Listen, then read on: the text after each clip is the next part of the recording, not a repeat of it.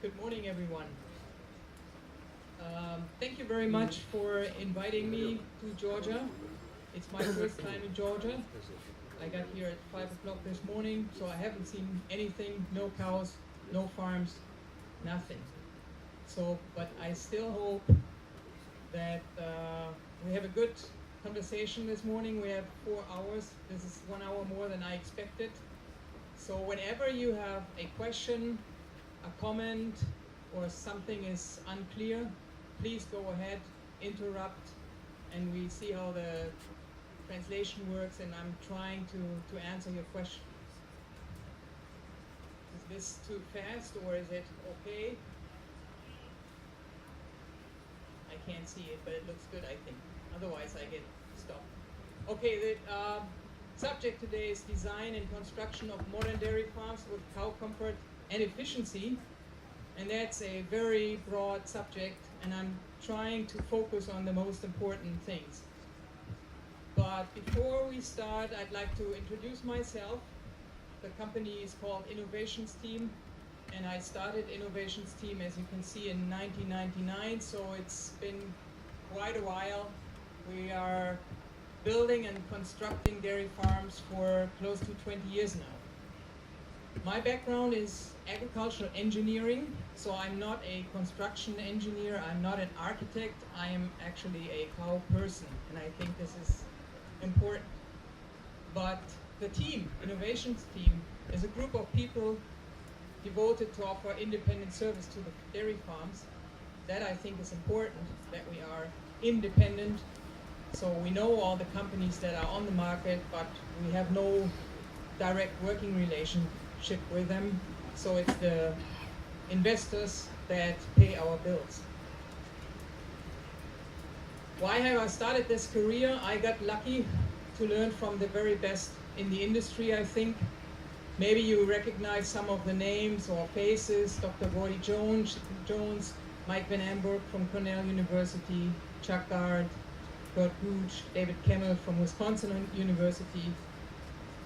The United States were always leaping ahead when it came to cow comfort, large dairy farms, and efficient dairy farming. And I got lucky and had all the training, and I'm still in very good contact with those people, so that we can really drive forward and offer the market the very best.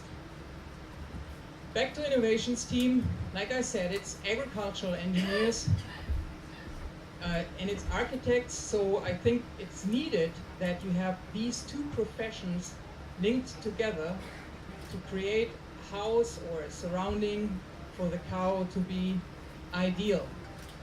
And we're about 15 people right now, and it's a combination of all sciences, and again, we are independent. I think this is very important to know.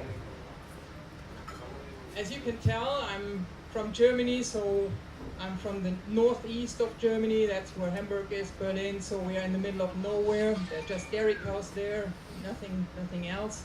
So we work in a very broad scale in Germany, but also, and I think this is important too, we do work internationally. And so I got lucky to go to a lot of different countries: Spain, Estonia. We built one dairy in Estonia, India, spent some time in Russia and Tatarstan, many other places, Zambia, Sudan, but it's all about cows. It's all about Holstein Friesian cows, and they have the same demands no matter whether it's Zambia or India. It's the same things that cows need on a day-to-day basis, and I think this is what we're going to talk about today. So I've listed all the countries where we've been working in so far. It's a pretty long list, but you can see Georgia is missing, so maybe sooner or later we can do some work here also. So what do we do in an Innovations Team? Architects and engineers. Basically, it's what you expect from that profession. In most cases, we look at a green field. We do this dairy facility design, CAD drawings and some permission, and then build these dairies with all these steps that are in between. And what is important for these steps, this is what we're going to talk about today. But just to give you a little bit of an idea, and I have to apologize because the majority of slides will really show large dairies. So I asked already a little bit, but who in the room here today actually owns cows? Can you raise a hand? Who runs a dairy and owns cows, so works on cows on a day-to-day basis? So I'd say like half of the people in the room, right? How about herd small? What is small? So herd size less than 50?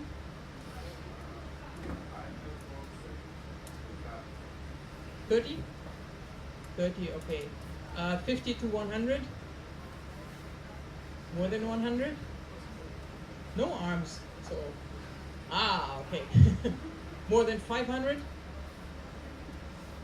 One arm. Okay. So, then again, I have to apologize. You will see some large projects or larger projects, and that is because in general, the larger you get, the more you can specialize with your cows, the more you can manage your cows as groups of cows, and the easier it gets in a way. And especially when we talk about hired labor, so when you have to pay for people to come to your farm and work for you, people mostly like to work 8-hour shifts and then go back home. Then this even drives it more into the direction to grow a little larger, 600 cows and more, so that you can offer specialized areas and offer longer shifts. So from drawing, very important for us is that we tender out all the works. I will show you something about it a little later. That we have a bidding process of the works, and then we have construction engineers that basically go on farm and supervise the quality of the concrete and the amount of concrete and the prices of the concrete. So the supervision of the construction site is very important too. And once we're done, we hand over the keys, so to speak, and the farmer starts working with his facility. So in the end, what we like to see in our barns is that we have this logo facing the gable ends of our barns, constructed with innovations team. But it comes in, and I will show you this, in all different kinds of types and forms of farms. So we have really different sizes. The smallest dairy we've built is 60 cows. So that's a 60 cow dairy facility. We have sometimes different breeds. So not only Holstein Friesian, but also Fleckvieh breeds, for example. We have different climates, sometimes very cold, Estonia, Russia, for example, but also in some parts of Germany. But also what is getting more and more complicated are these hot summers and the heat stress the cows have in summer times. And different types of management. Some farmers like to milk their cows in automatic milking systems, so in robots. Some like to milk them in a herringbone parlor, in a great carousel parlor. So all these are different demands, and I think this is the first and most important step of a very good barn design, to find out what is actually needed, what fits the market, what fits the farmer, his breed, the area he lives in. That's very important, and from there on you build a dairy. So again, different visions. A farm in Poland, very large, Hungary, Estonia, and in France we've built the largest farm in France, which is 1,000 cows. The rest in France is way smaller, it's all 300 and less. So the initial step is always kind of like build a roadmap. When I go on farm and meet my potential client, I always ask him, where do you want to be in 10 years from now? You have to have a plan, where do you want to be? You cannot just grow because you have more heifer calves and grow You have to have a plan, because if your herd doubles in size, then you have to have more maternity pens, because you will have more calvings, you will have more young stock. You need a different forage base, more acreage to work with your manure.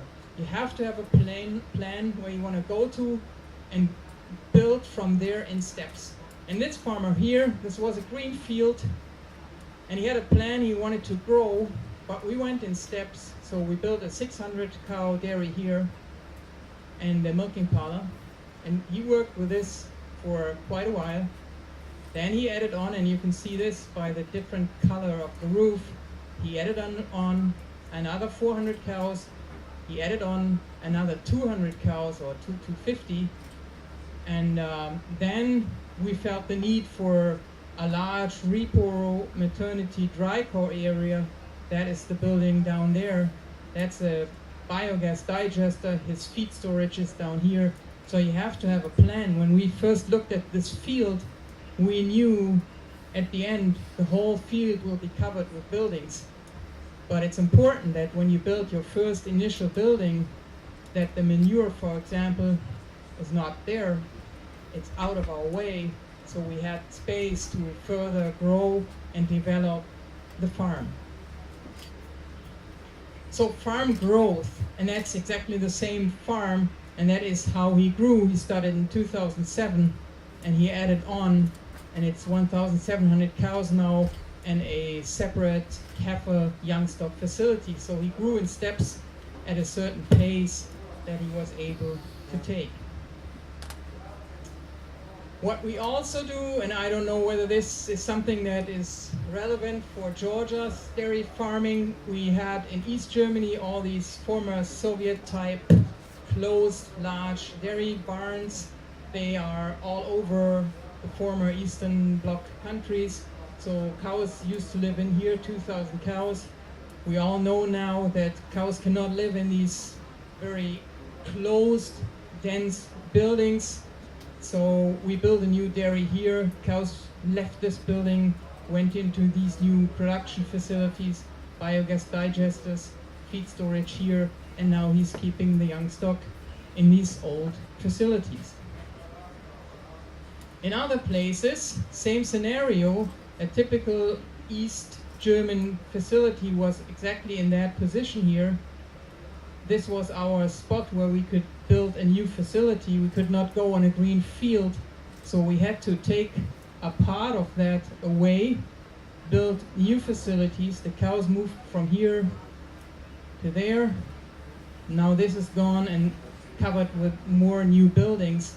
So that is very demanding if you reconstruct in existing facilities and have to take down the existing facilities, because here you're milking cows, they are in your old barns, and here's a construction site going up with a new facility. So if you can avoid this, this is something what I would try to avoid, because it's always very stressful to have a dairy running and also construct at the same time, but it's possible. Ideal is the green field scenario, and then very typical production barns to the right and left, and the milk house in the center for the ease of short walking distances for the cows. Everything is kind of like together. You only have, in this case, only have like 2 large feed bunks to control. It's an ideal makeup. So, but overall, the question always is, how do we get more efficient? And I can show you slides for the rest of the morning. We have built more than 250 of those barns. So, and they all look different colors, different size, different demands of the farmers. But overall, we want to know, how do we get more efficient with our cows? And I think it's very important that we design for a cow and efficiency perspective. So never neglect what the cow needs when it comes to her environment. Because at the end of the day, when we build a new facility, what do we want to achieve? We want to achieve to be more profitable. So for example, that is a large farm in the southern part of Germany. The cows moved into the new facility and they had an increase in milk production by 18%. That's not your 35%. I was impressed by that number, but we started at a pretty high level already, so and the higher the level, the more complicated it is to achieve more. But milk volume grew. We started from 9,500 kg milk per cow per year and had added another 2,000 kilogram milk shipped. So that's good. This is what you want. When you invest millions of euros or dollars, you want to see a nice return. You want to see that the cows are actually using the facility right. And if you see this, cows are lying in their stalls, they're clean, they're nice and comfortable. This is what we want to see. But also other numbers. It's not just milk production. It's, for example, the turnover rate.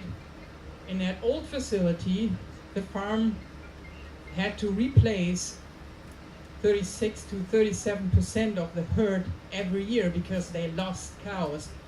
Mastitis, swollen hogs, lame cows. So it was quite a high replacement rate.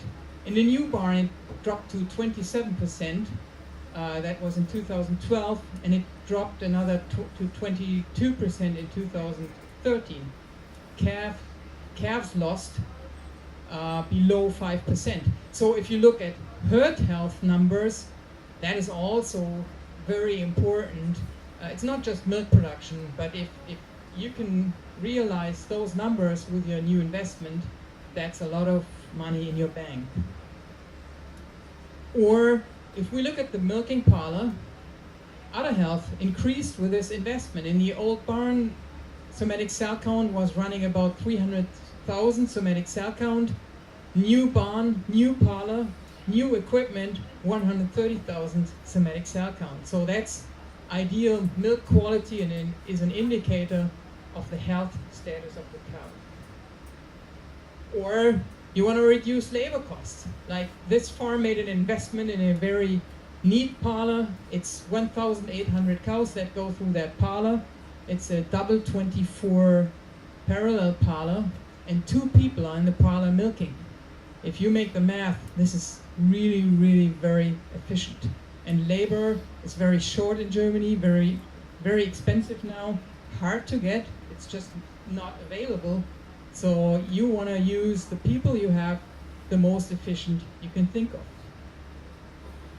And for the cows, the main goal is to keep her happy and really work with her needs 24/7, so 24 hours a day, 7 days a week.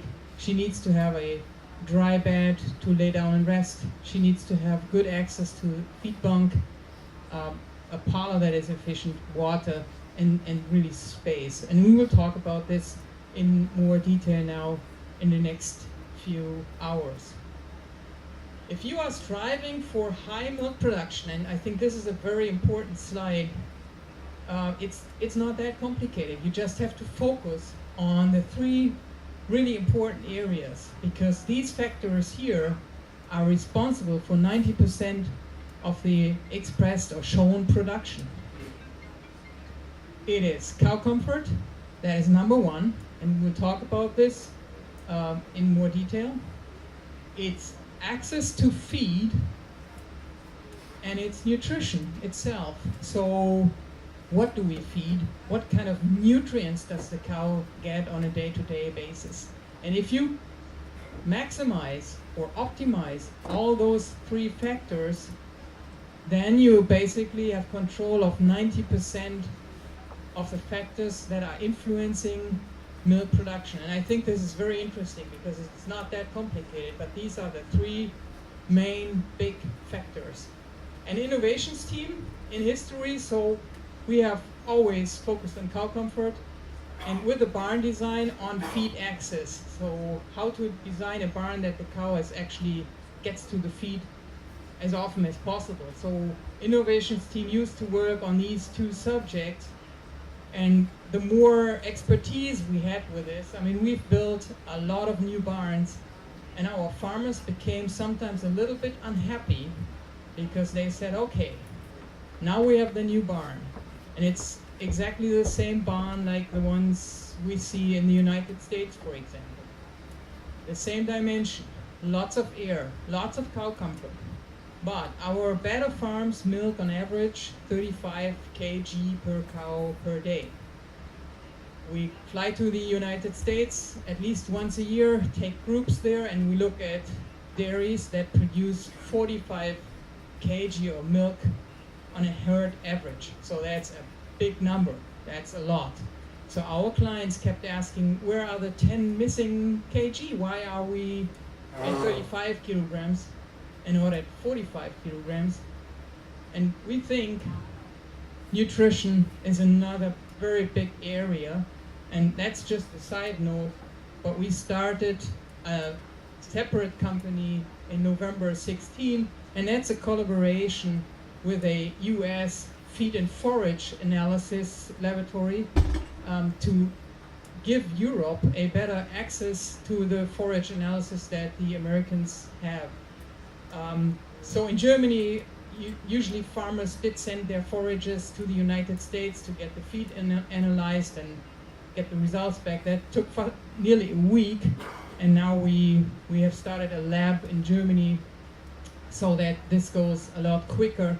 And with this, we give them access to the CNCPS model, which is internationally well known, so that we can balance the rations better. We have analysis with NDF digestibilities over time and starch degradation. I think in the program you will talk about nutrition too this week.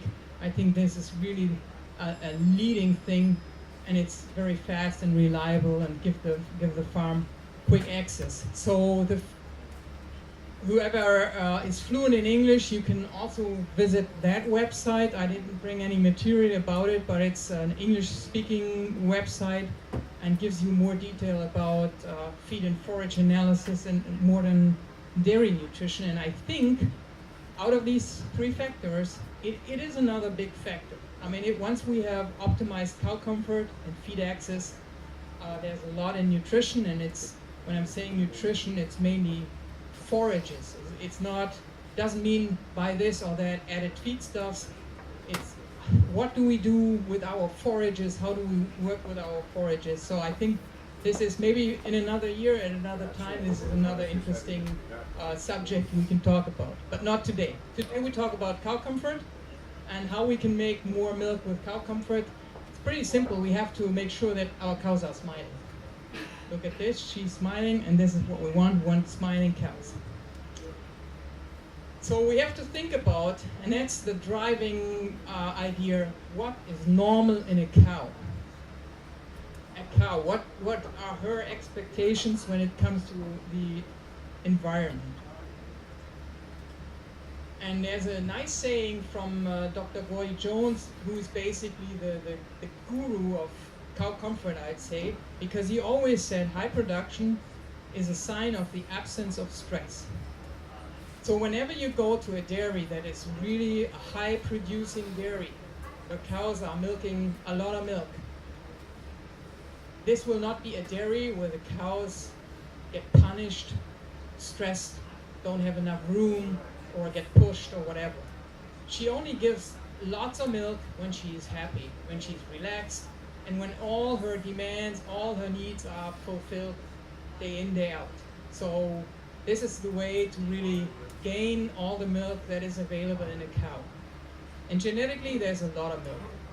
In Germany, the AI institutions think that the average can be 17,000 kg of milk per cow per year, because genetically, Holstein Friesian cows with all the US and Canadian bulls and the pedigrees, the genetic level is really high, but we are very often unable to really get all the milk we want from the cow.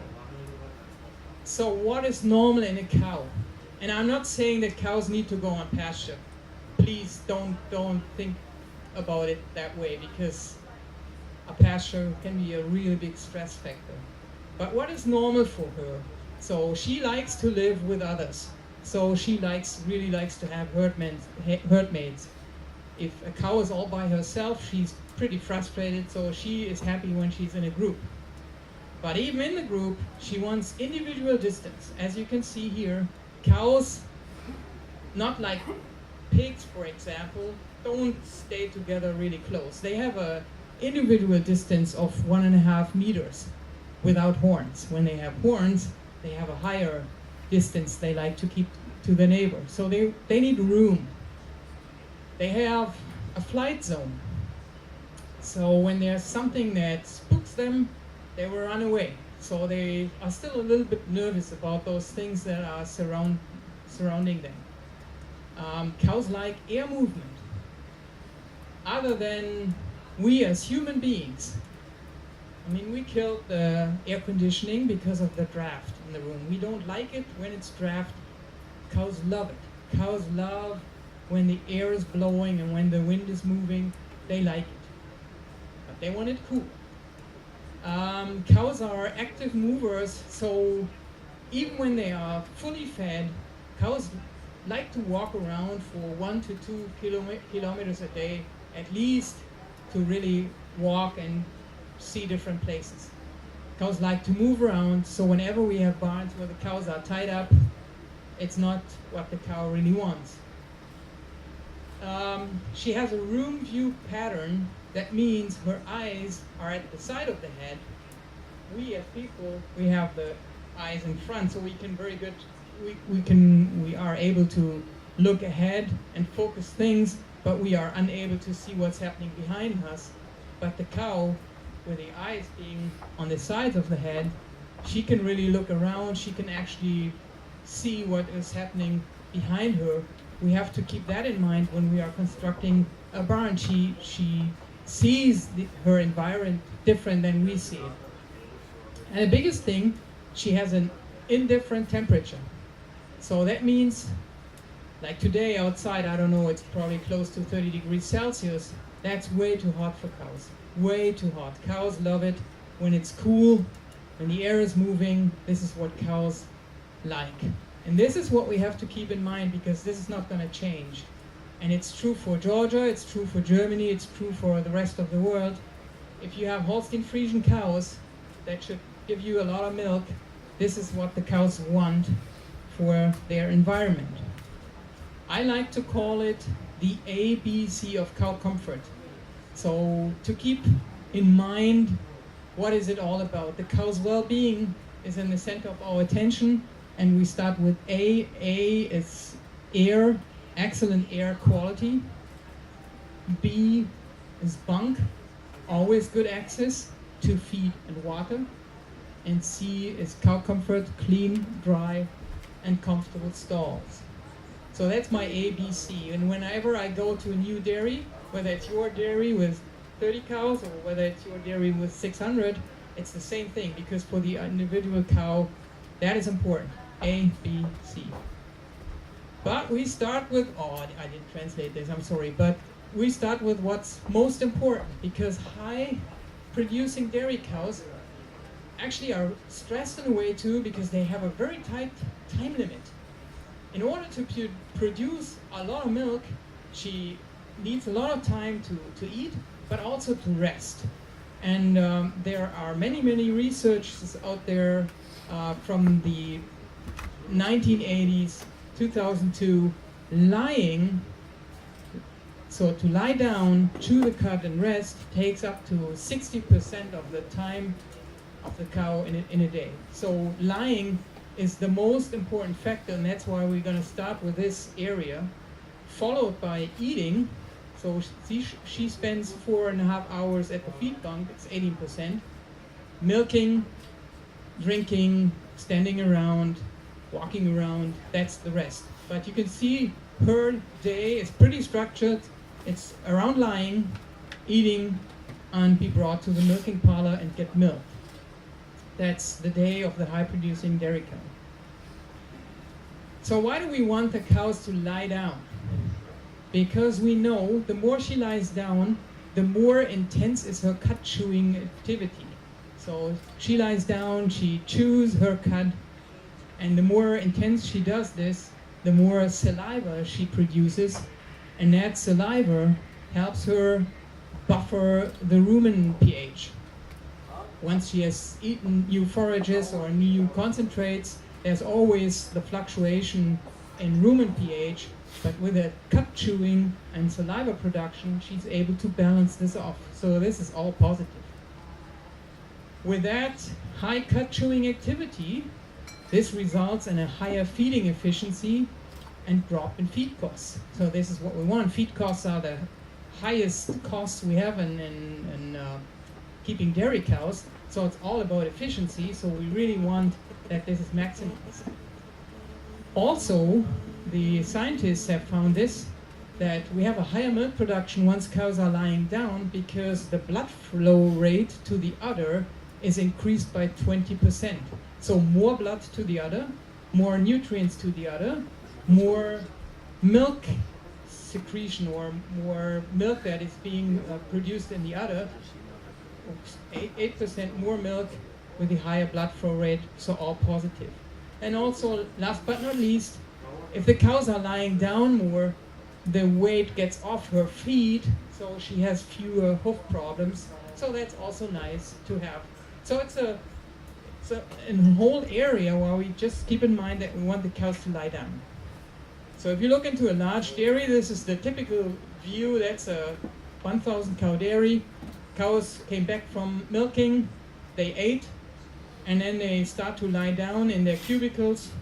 Cows want a dry and soft surface to rest for at least 12 hours per day. And that is, in this picture, very, very typical.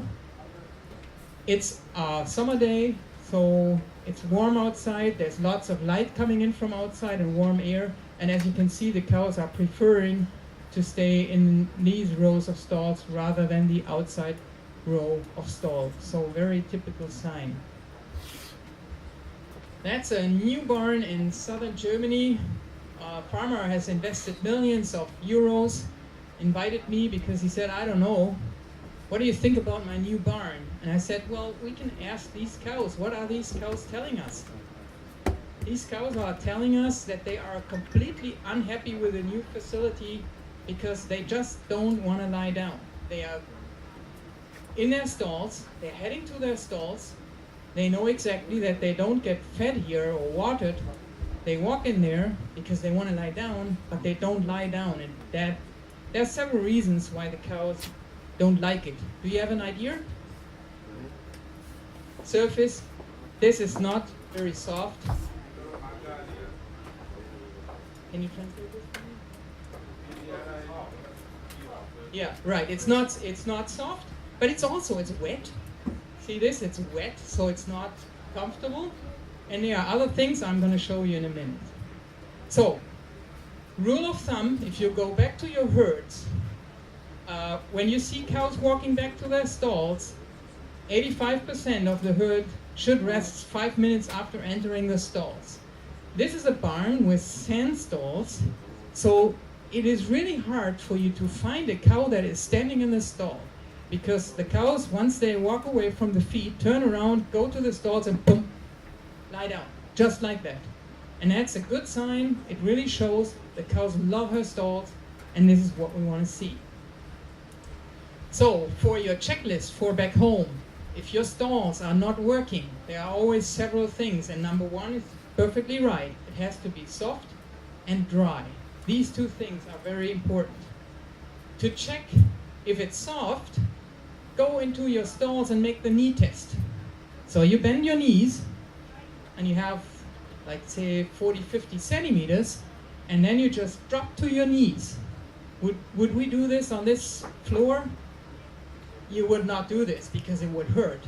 And these stalls are very comfortable, so we could just drop to the knees, the farmer and myself, and then it's comfortable for the cows too. So just make the knee test, because the knee test is something that the cows do every day, at least 12 times a day, because when they lie down, 700 kilograms just fall on their hocks, and it has to be soft, otherwise it really hurts. And when it hurts, the cows are not lying down anymore.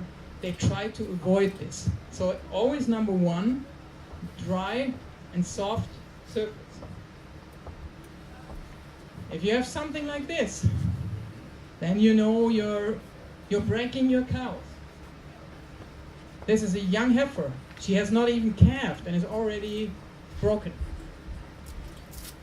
Here, an older cow in a parlor. This hurts, and this will take away production. So remember, this is not normal.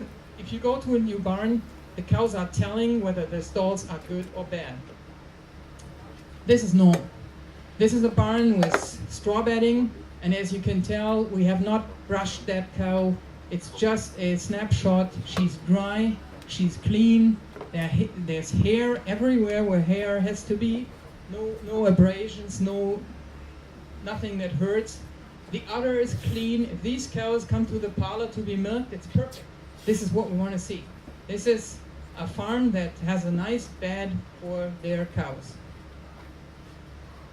So, number 2, if the cows aren't lying down enough, always question yourself, do we have enough lunge space? Is there enough room for the cow to lunge forward?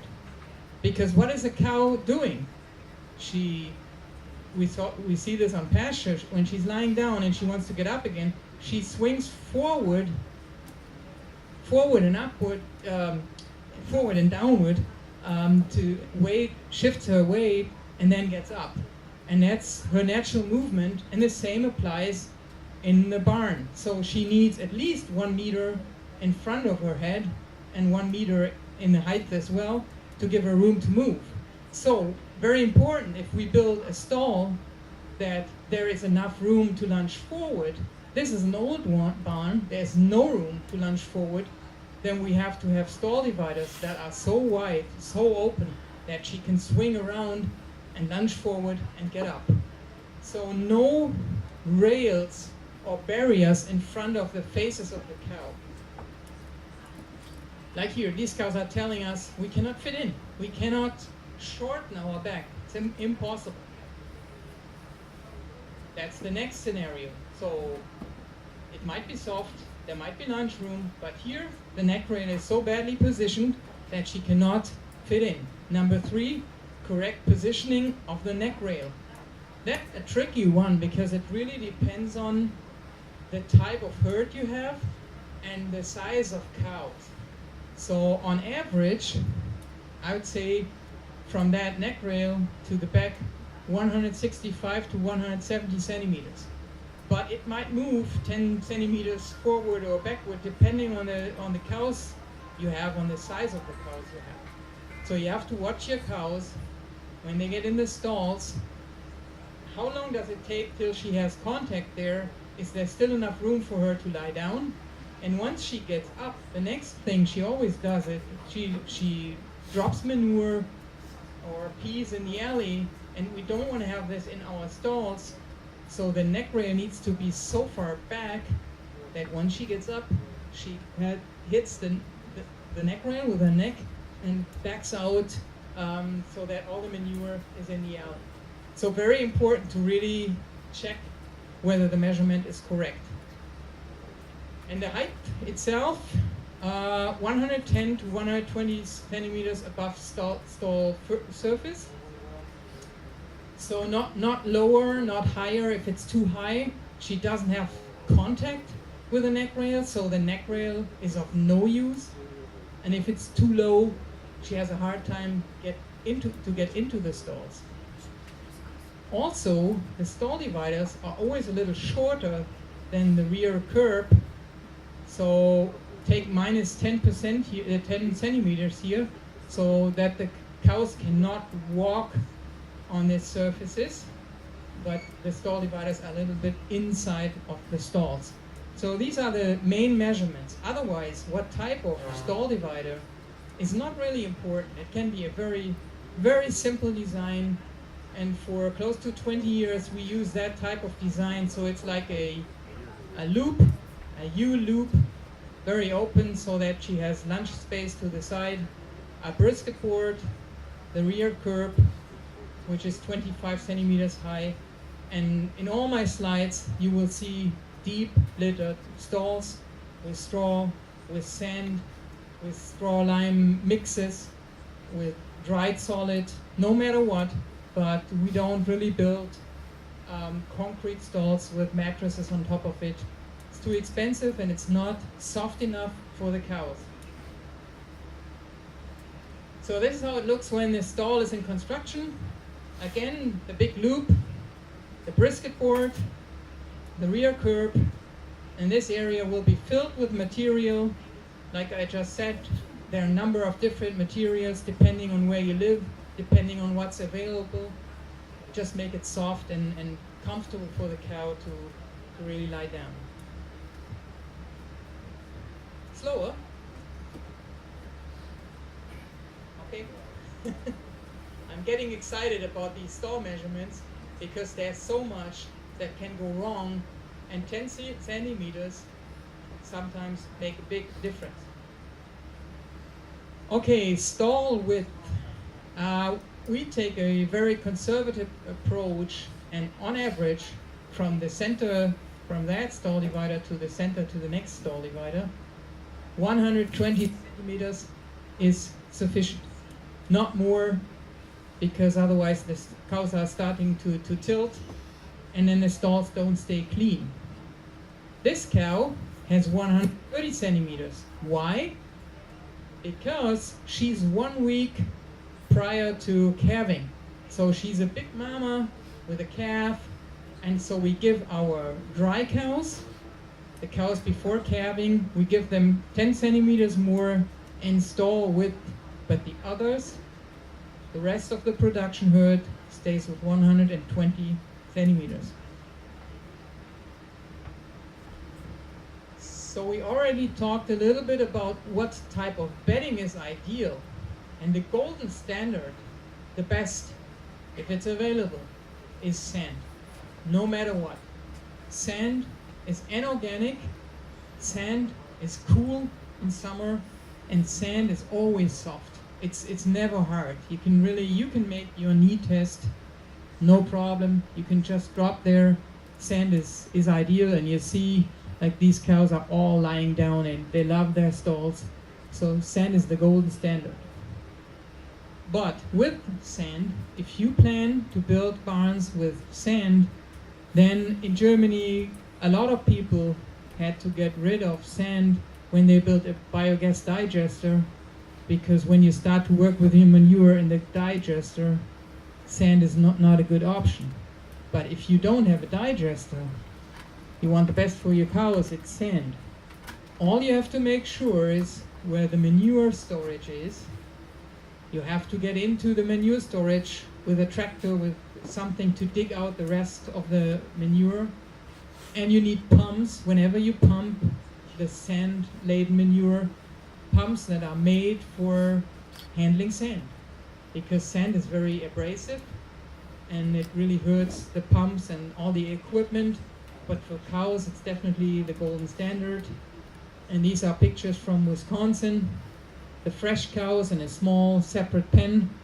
And you can see lots and lots of sand are in these stalls, and it's really comfortable, very clean, and organic. It's perfect for udder health. It's ideal. Or, different option. This is a remodeled barn in Germany. The cows are completely kept on straw. We have our 25 centimeters curb, and the bedding here is just straw, chopped straw, so 3, 4, 5 centimeters short. The only downside is, because it's so loose, cows get up 12 times a day, lie down, get up, lie down. They carry out a lot of straw, and you really need 3 kilograms per cow per day in straw. That's a lot. Also, when it's very windy, the straw just blows away, and that had made farmers think about something different. That is very, very popular in Germany. Straw mixed with water and lime, and then spread into these stalls. So these cows are just freshly bed. So a tractor drove through, and the stalls are bedded. And as you can see, the cows are happy in their stalls. The tails are all inside. Cows are clean, and it's very easy to make with straw, lime, and water. Not very popular anymore is sawdust as bedding, so finely chopped wood. Got too expensive in Germany over the last few years, and also it can be a little bit sharp to the cow, like rough, and so some cows don't really like it, and it's not common anymore. But if you have it available, I don't know your market. If it's there and it's cheap, try it. All it has to do is has to be soft. Also very popular. This is dried solids from the digester, from the manure separation. So basically it is manure, dried, the water is excreted, and then the cows are bedded on these solids. That is more difficult to manage because you have to keep in mind the cows are resting on dry manure.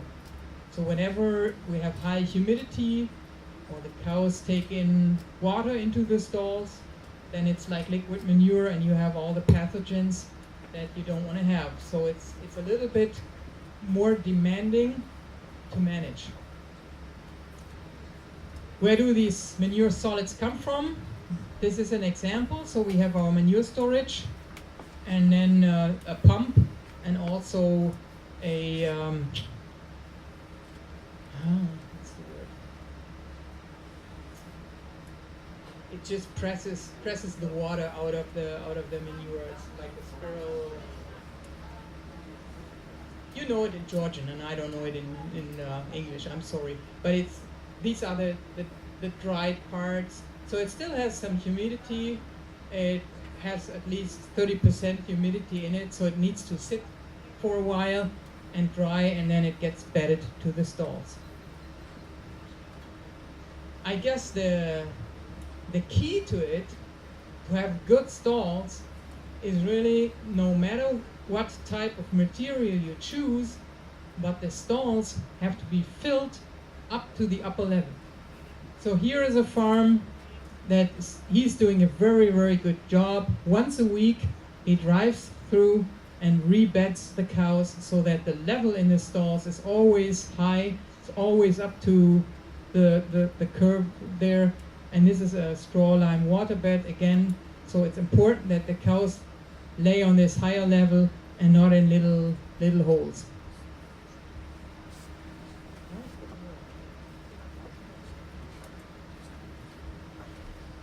So what do we need for straw lime water beds? About 0.5 kilo to 1 kilogram straw per cow per day.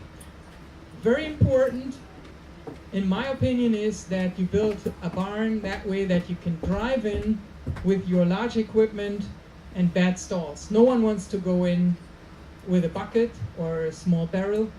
You want to drive in with a tractor and then just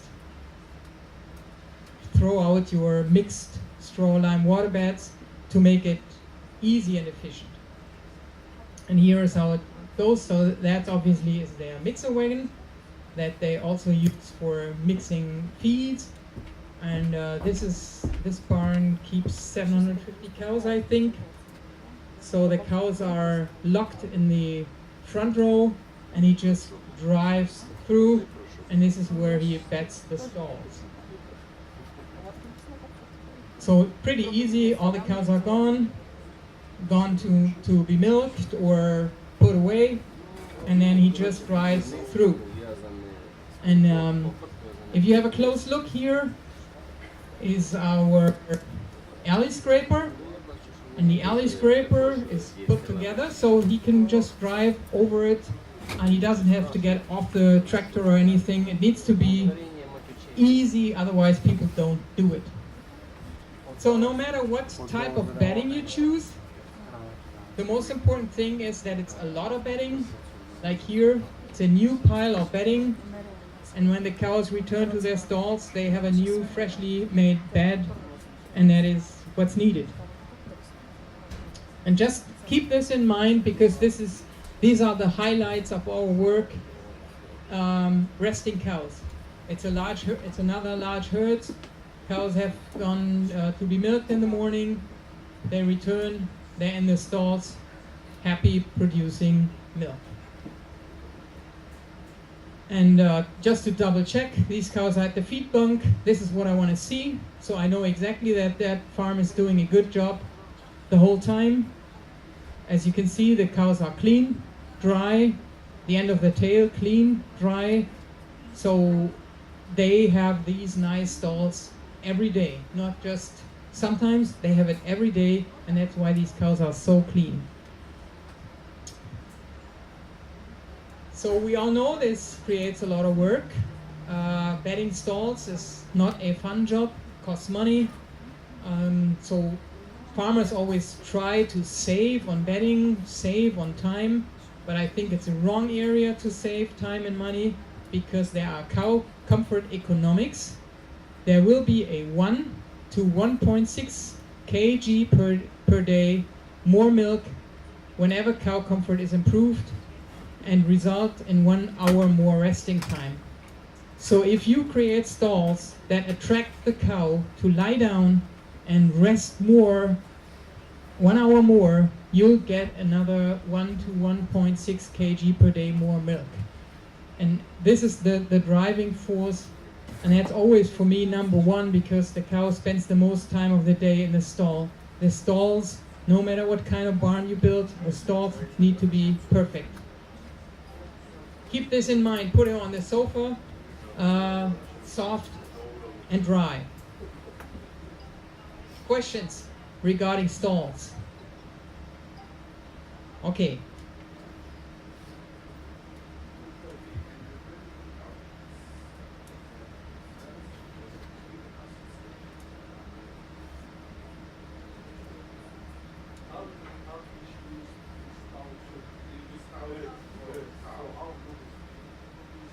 You mean the mattress? How good is the mattress? We have in close to 20 years experience and many barns I've seen. We have installed 2 barns with mattresses, new mattresses, 2 years ago. Not something old. The newest, the best, the most expensive mattress that was available. Cow comfort is just not like a deep littered stall. This is what I can say, and there is maybe in the coffee break I can pull a slide out because there is so much literature published. Independent scientists have proven that sand or some other type of bedding is always better than mattresses. So why should you spend the money on buying an expensive mattress that is not so soft? And after 5 or 10 years, it's not soft anymore. And then, at least in Germany, you have to pay a lot of money to get rid of it because you cannot keep it on in your barns anymore. Oh, that's cheap because in Germany they charge up to 250, and that is okay, but it's not optimum. The optimum for the cow is sand, straw, whatever, things that you can produce yourself. And that's why I highly recommend to do this. But you have to keep in mind, when I'm saying you this, I cannot sell you something. And there are lots of people out there that want to sell a mattress, a waterbed, a this and that. We don't need this. Make dairy production efficient, and that means have her soft and dry no matter what you have available. And these things can be generated on your own farm. So maybe I find this in the coffee break, but there are so many published literature that prove that the cows are more comfortable on a deep littered stall. But thanks for the question. Can we use lime in a biofarm? Lime in a biofarm? Yeah, lime is a natural. Yeah, lime is a natural resource. Yeah. So that's not a. It's not an antibiotic. It's not a drug. It's just lime. Lime that you put on your field anyways. So it's nothing different. And the lime only has the job to make the straw a little bit more stickier so that it doesn't blow away so easy, and also it lowers the pH a little bit.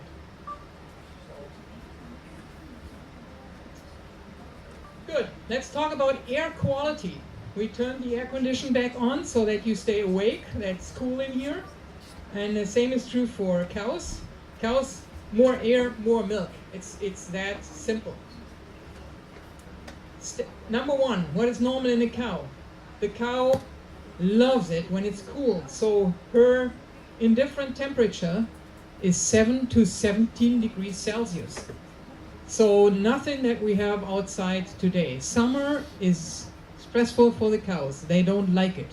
If you are in a climate where it's cool and windy, perfect. This is what cows love. And why is that the case? If you look at the temperature going from cold to hot, we just said her effective temperature is between 7 and 17 degrees Celsius. That's the area where it's ideal for her. And why is that? Because this curve here is her demand for maintenance.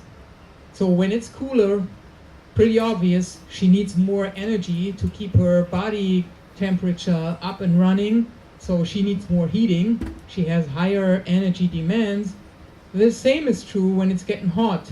Like today, outside, for her, it's really stressful. She needs a lot of energy to breathe harder. She cannot really sweat, and all this is energy consuming.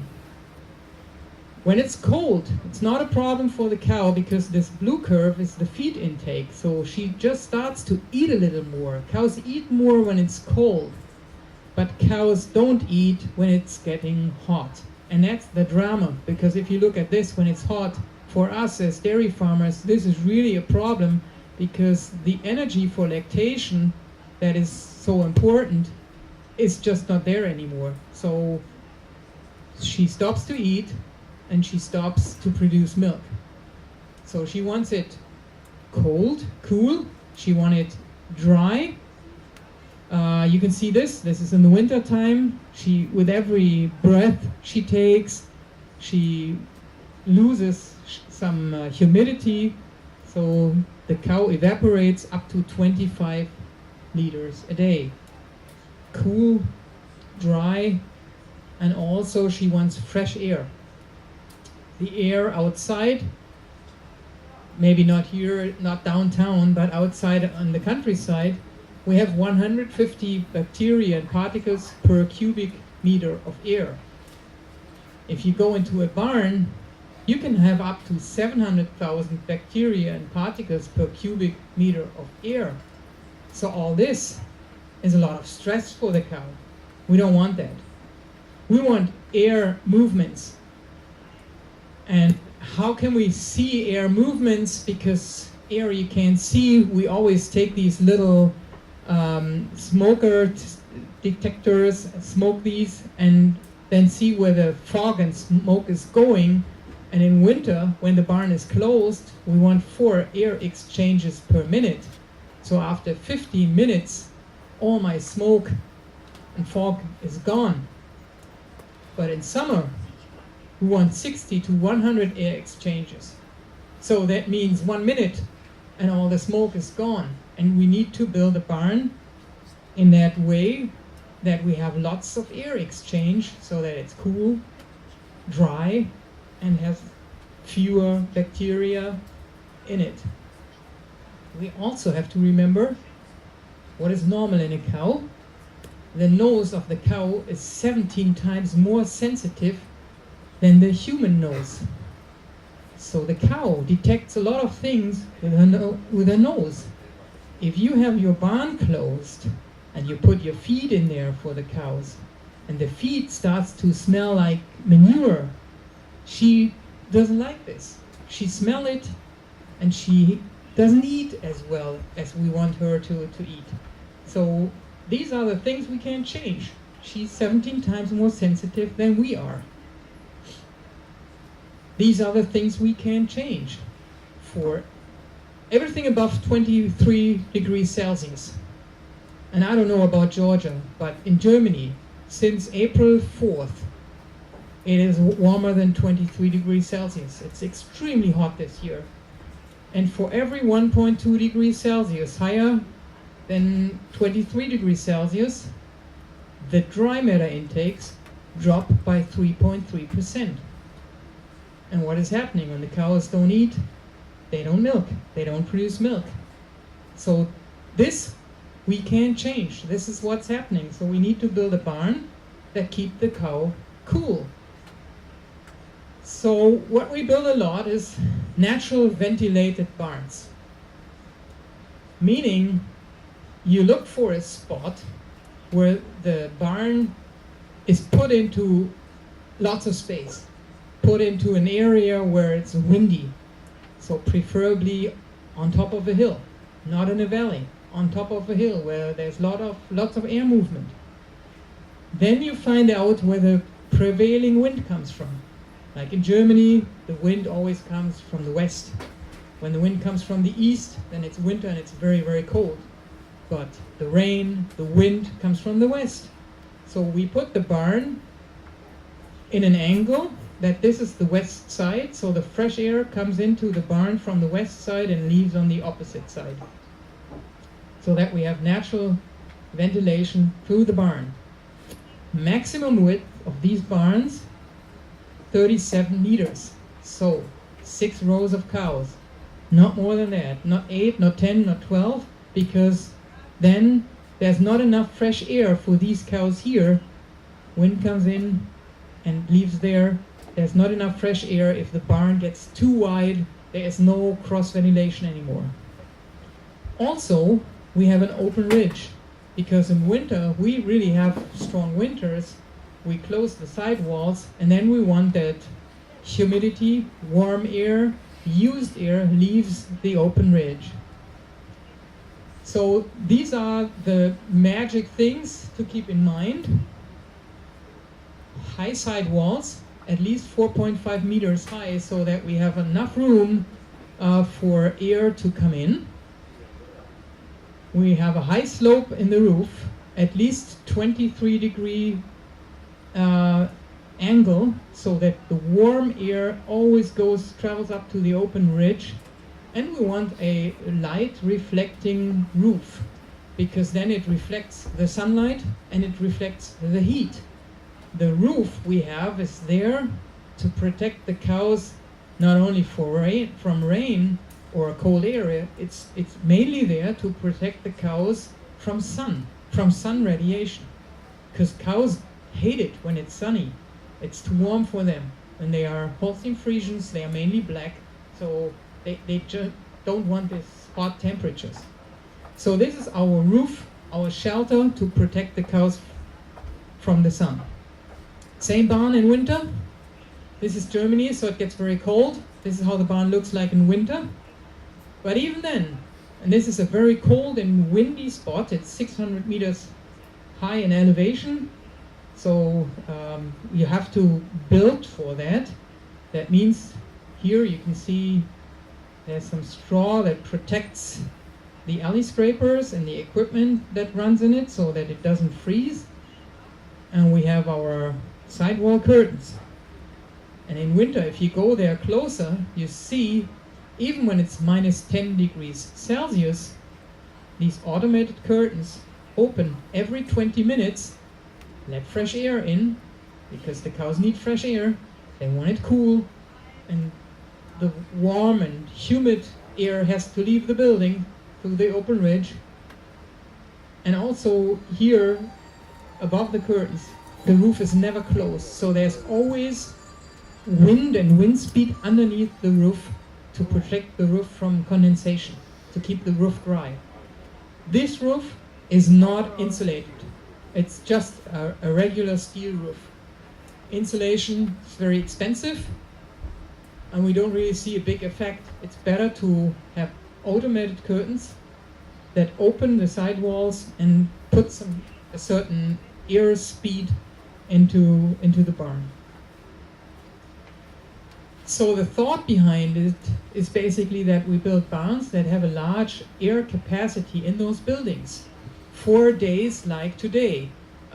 When it's sunny outside, you really want these bigger buildings to give sun protection and give the air at least a little bit of a choice to cool cool in this area. Again, how to build barns then?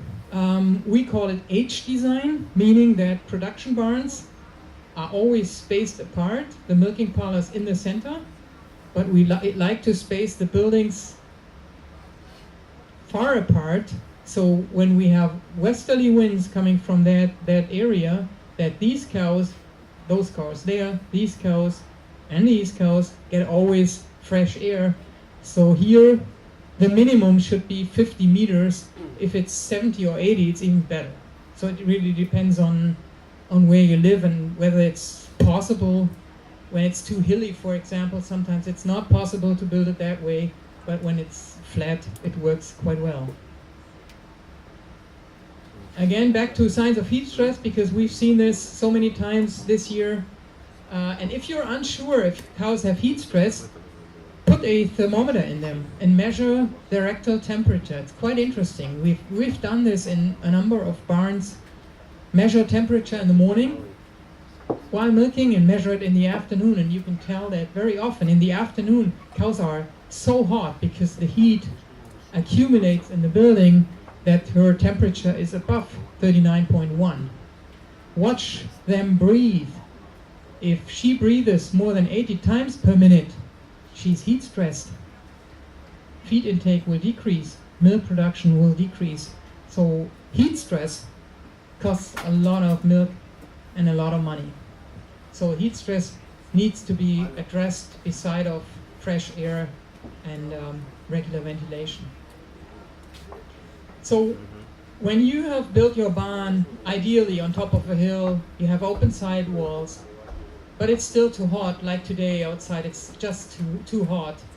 We need to add mechanical ventilation to cool cows in the afternoon hours and in the later evening hours.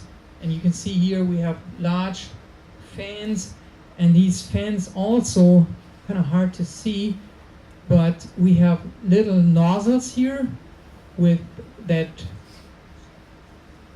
We have a little water fog basically that blows into these fans. And in that barn, that's a barn in Hungary where it's very hot, we were able to lower the temperature compared to the outside temperature by 7 degrees Celsius. I think this is very impressive. The investment here for the extra water was about 30,000 euros. And the fans, you look at 600, 700, 800, depending on the module per fan. These fans have to be tilted so that they blow the cold air down to the cows. But it's something I really highly recommend in the holding area, for example, or where you have the feeling that cows needs to be cooled. When you see that there are signs of heat stress, you need to do something about it. Go and find yourself some of these fans. Don't use, I don't have a picture of this, don't use the fans that are like big rotary blades, because they circle the air like this and it doesn't really help the cows. Try to push the air through your building from one end to the next and get rid of the warm air. Try to put it through the building. Yeah, that's a little bit more text. I have to apologize for this.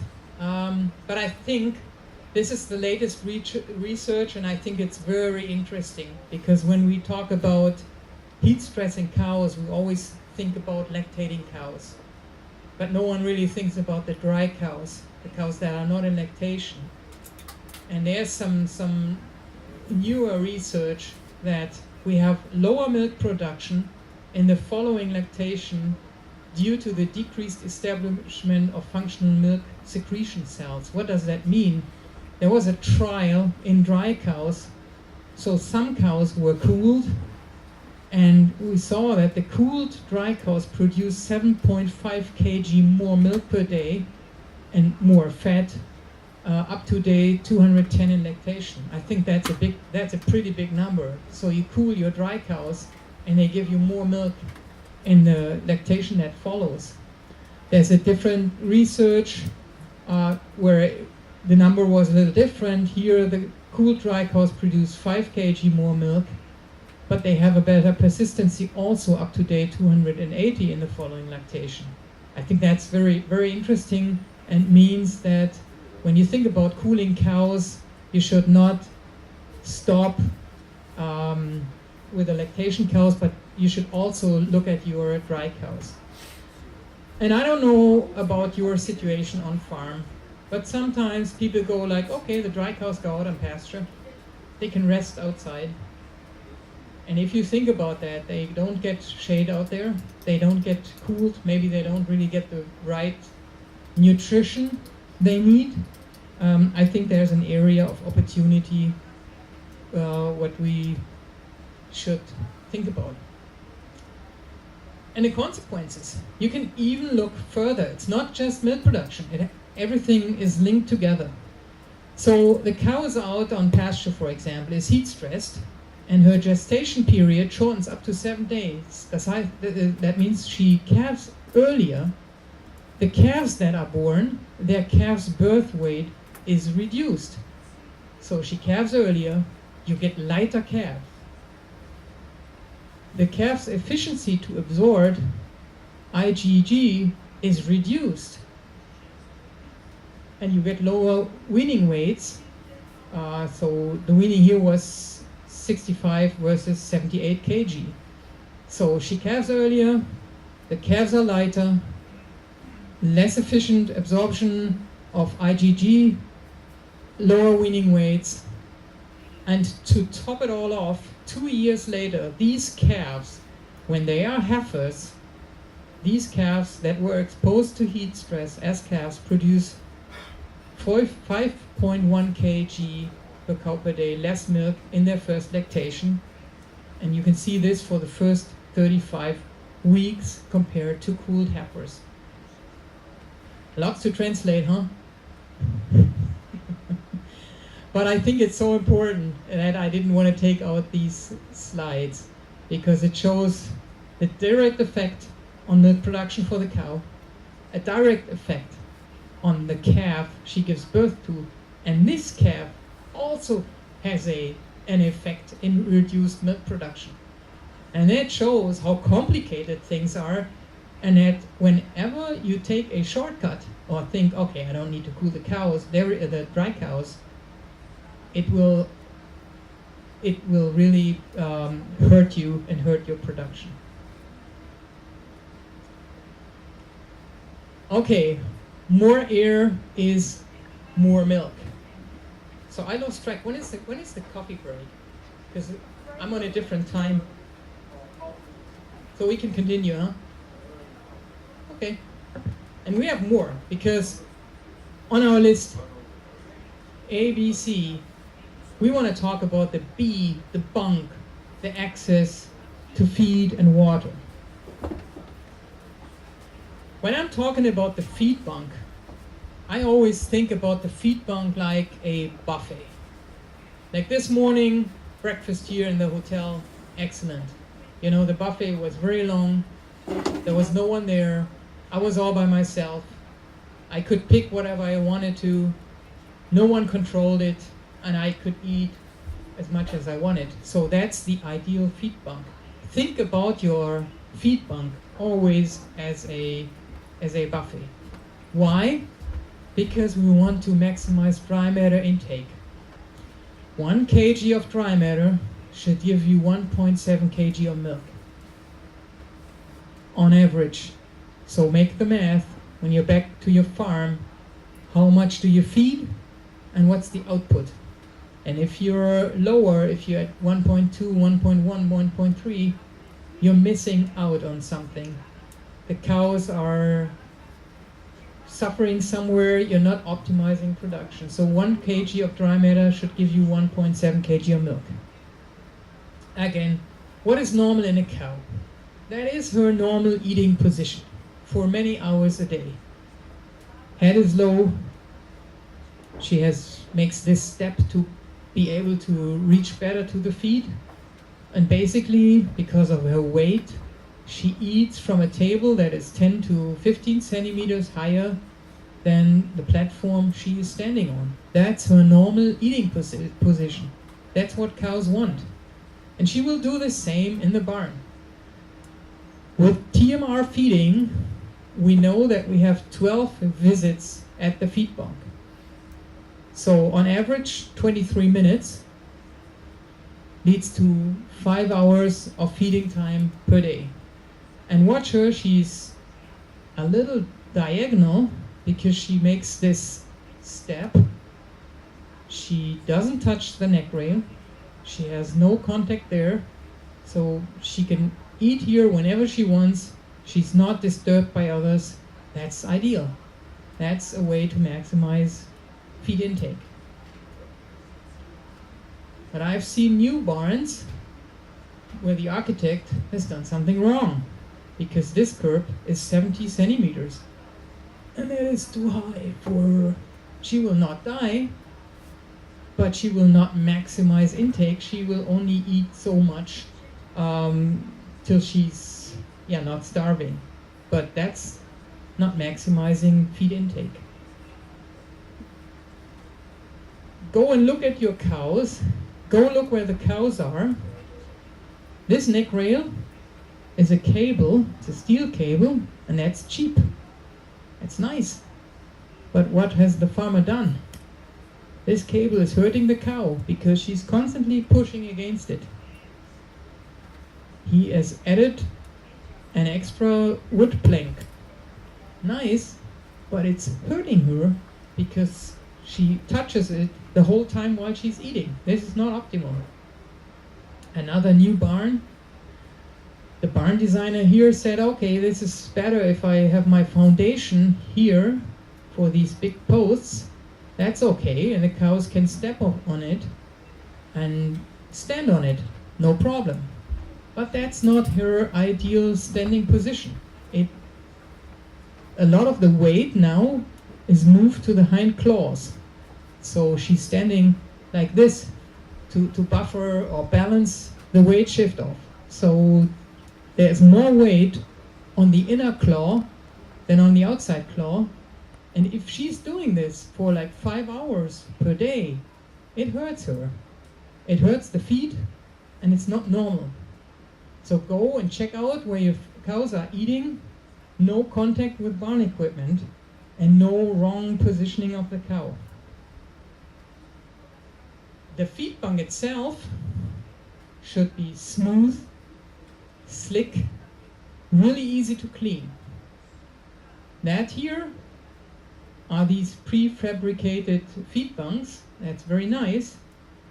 But then there are these areas, and this stuff, if you go there and scratch it off and smell, it's kind of like black and greasy, and it stinks. And cows hate this. Cows don't like it when the feed smells. So we want something that is slick and easy to clean.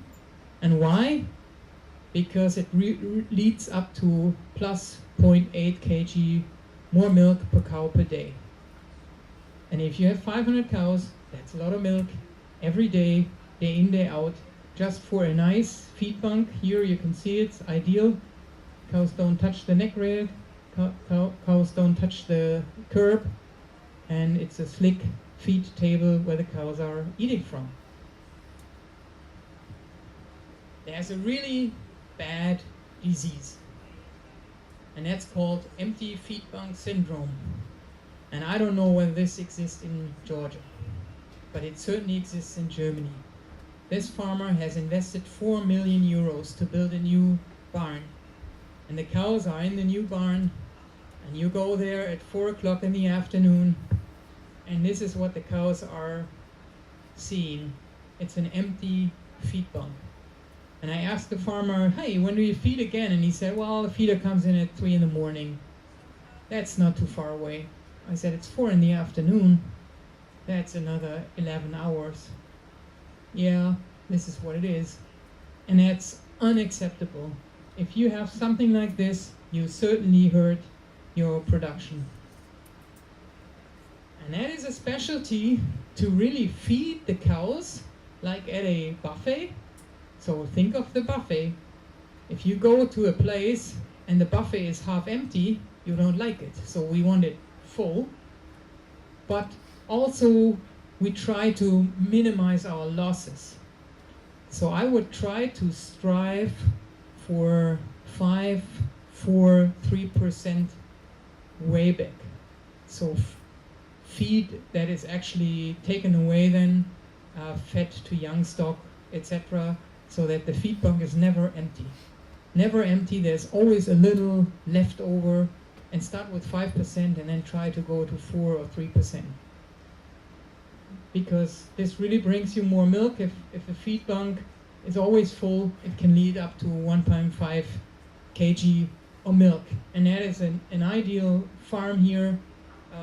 If you scrape up these leftovers, it looks like fresh feed. This feed bank is not empty, but this is only a few minutes before he's scraped the feed bank, cleaned it completely, and fed out fresh feed.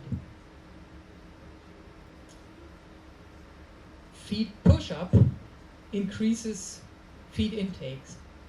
So the more you can push up feed, cows come up to the feed bank, they are curious, there's new feed, they like it. So build yourself an instrument to drive down the feed bank and push up feed on a regular basis.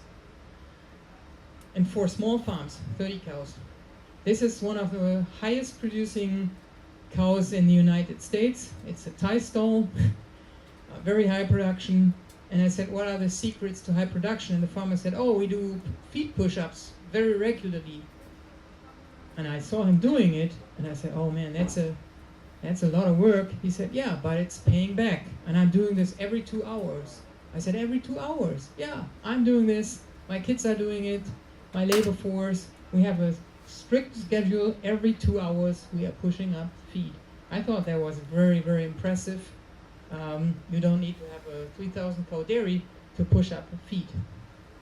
In Germany, we have a shortage of workers. So now we have automats doing it. So that's the Lely robot feed push-up equipment.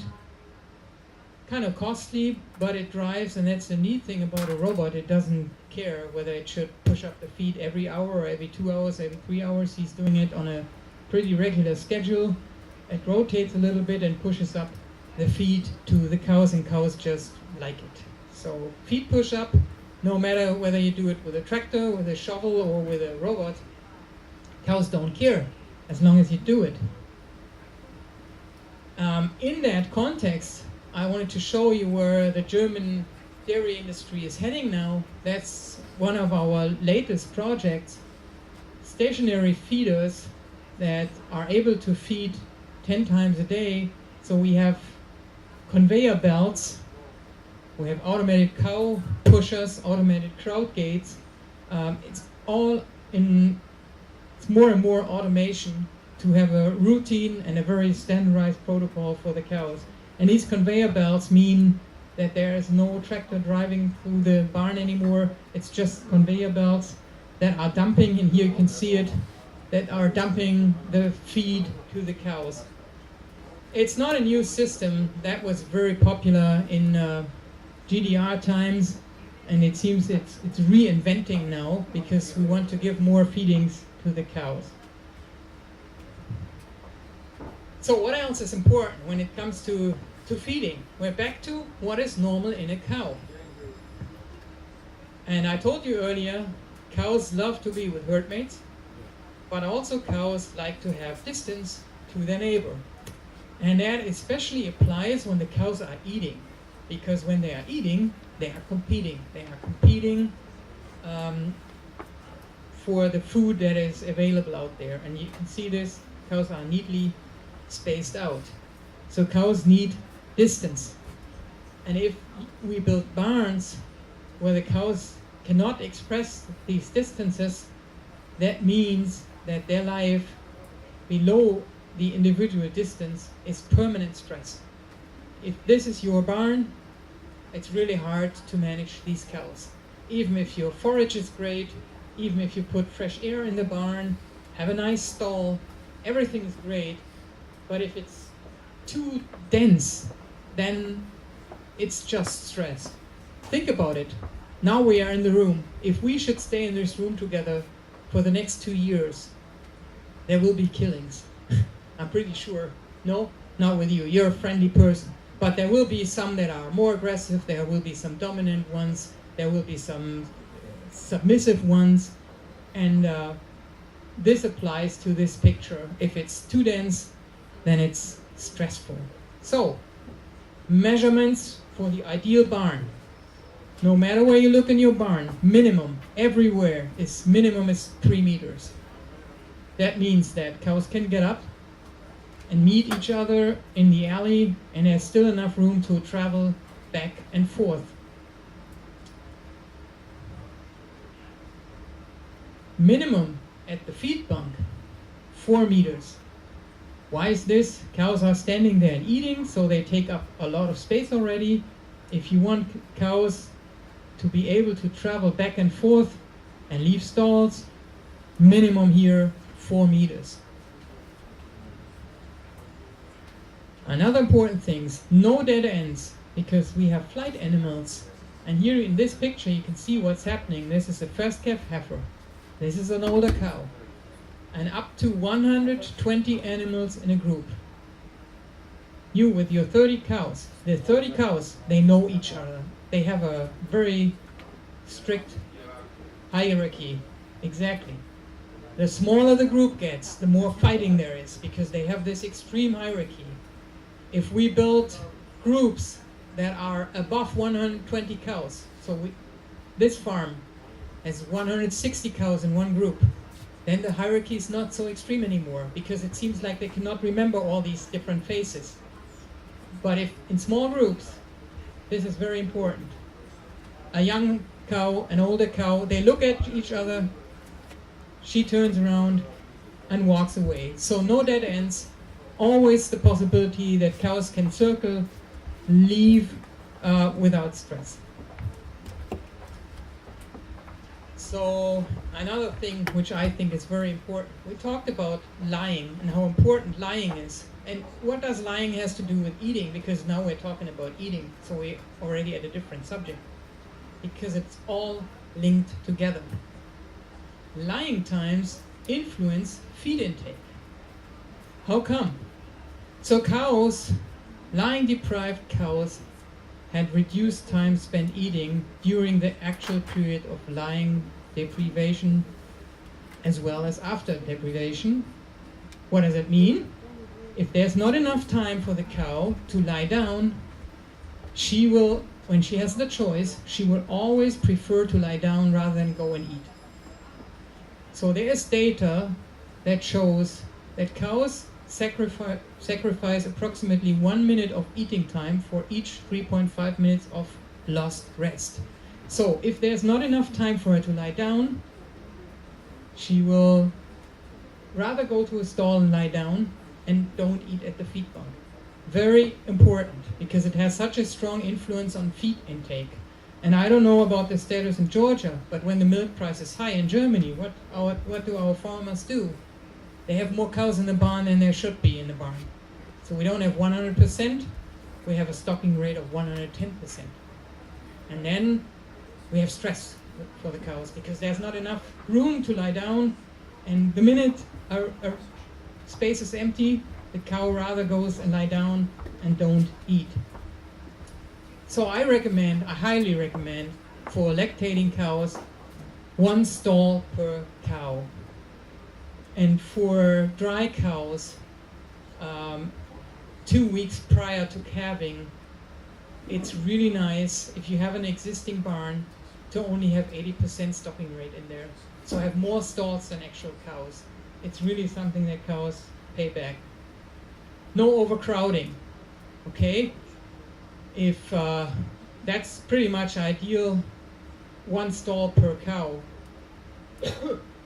If you have, let's say, 80% stocking rate, 1.2 stalls per cow, see this? Milk yield goes up. But if you overstock, and if cows have to share their stall with others, milk production goes down. So 1 stall per cow. Lots of research on this. For a 10% higher stocking rate leads to minus 0.5 kg per day reduced milk production. So yes, you can put more cows in the barn because you want to grow your dairy, but you have to live with the fact that these cows are giving you less milk. We were talking about minimum 3 meters in the barn. Actually, I would go, if I would build new today, I would go to 3.5 meters. And then are these areas where the cows are crossing in a 6-row barn. So we have 2 rows of barns outside and 1 row here. And then we have the crossings where usually, maybe you can see it, we have the water trough.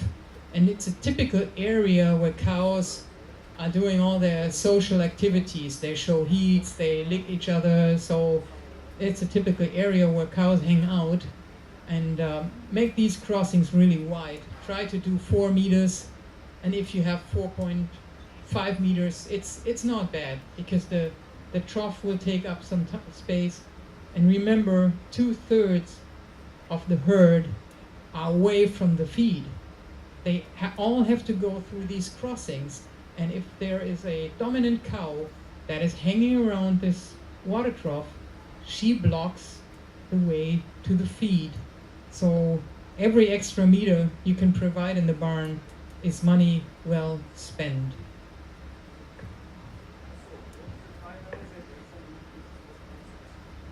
What's the final recommendation? It really depends on what you want to do there, because if you look at this picture, the crossing here was 3.5 meter, although it doesn't look like that, but that's what it is.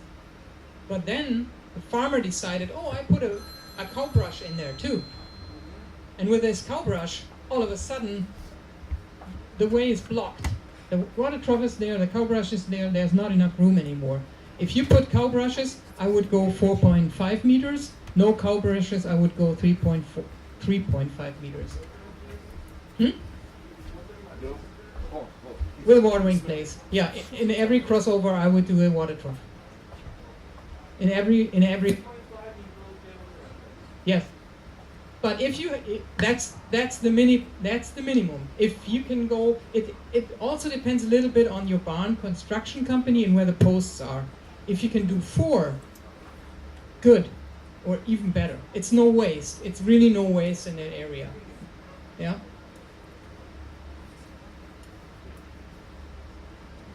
The flooring, also important, because when it's too slippery, cows don't walk to the feed. Or don't walk as much as they should do. So what do we want from flooring?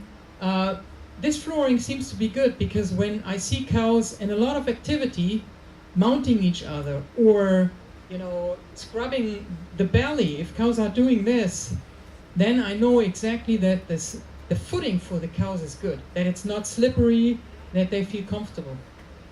And in some barns you can see that cows are running to the holding area when it's time for milking, and also are running quite fast when they return from the milking parlor. And that's always a sign of good flooring. So we need a floor that has a lot of grip. Interesting, I think, cows are trying to avoid slats when they are giving a choice. This is a picture, you see slats from here, slat floors, from here to there. That's where the slatted floor is. And the cows are returning from the milking parlor. And they all queue in line to walk on the concrete floor and not walk on the slats.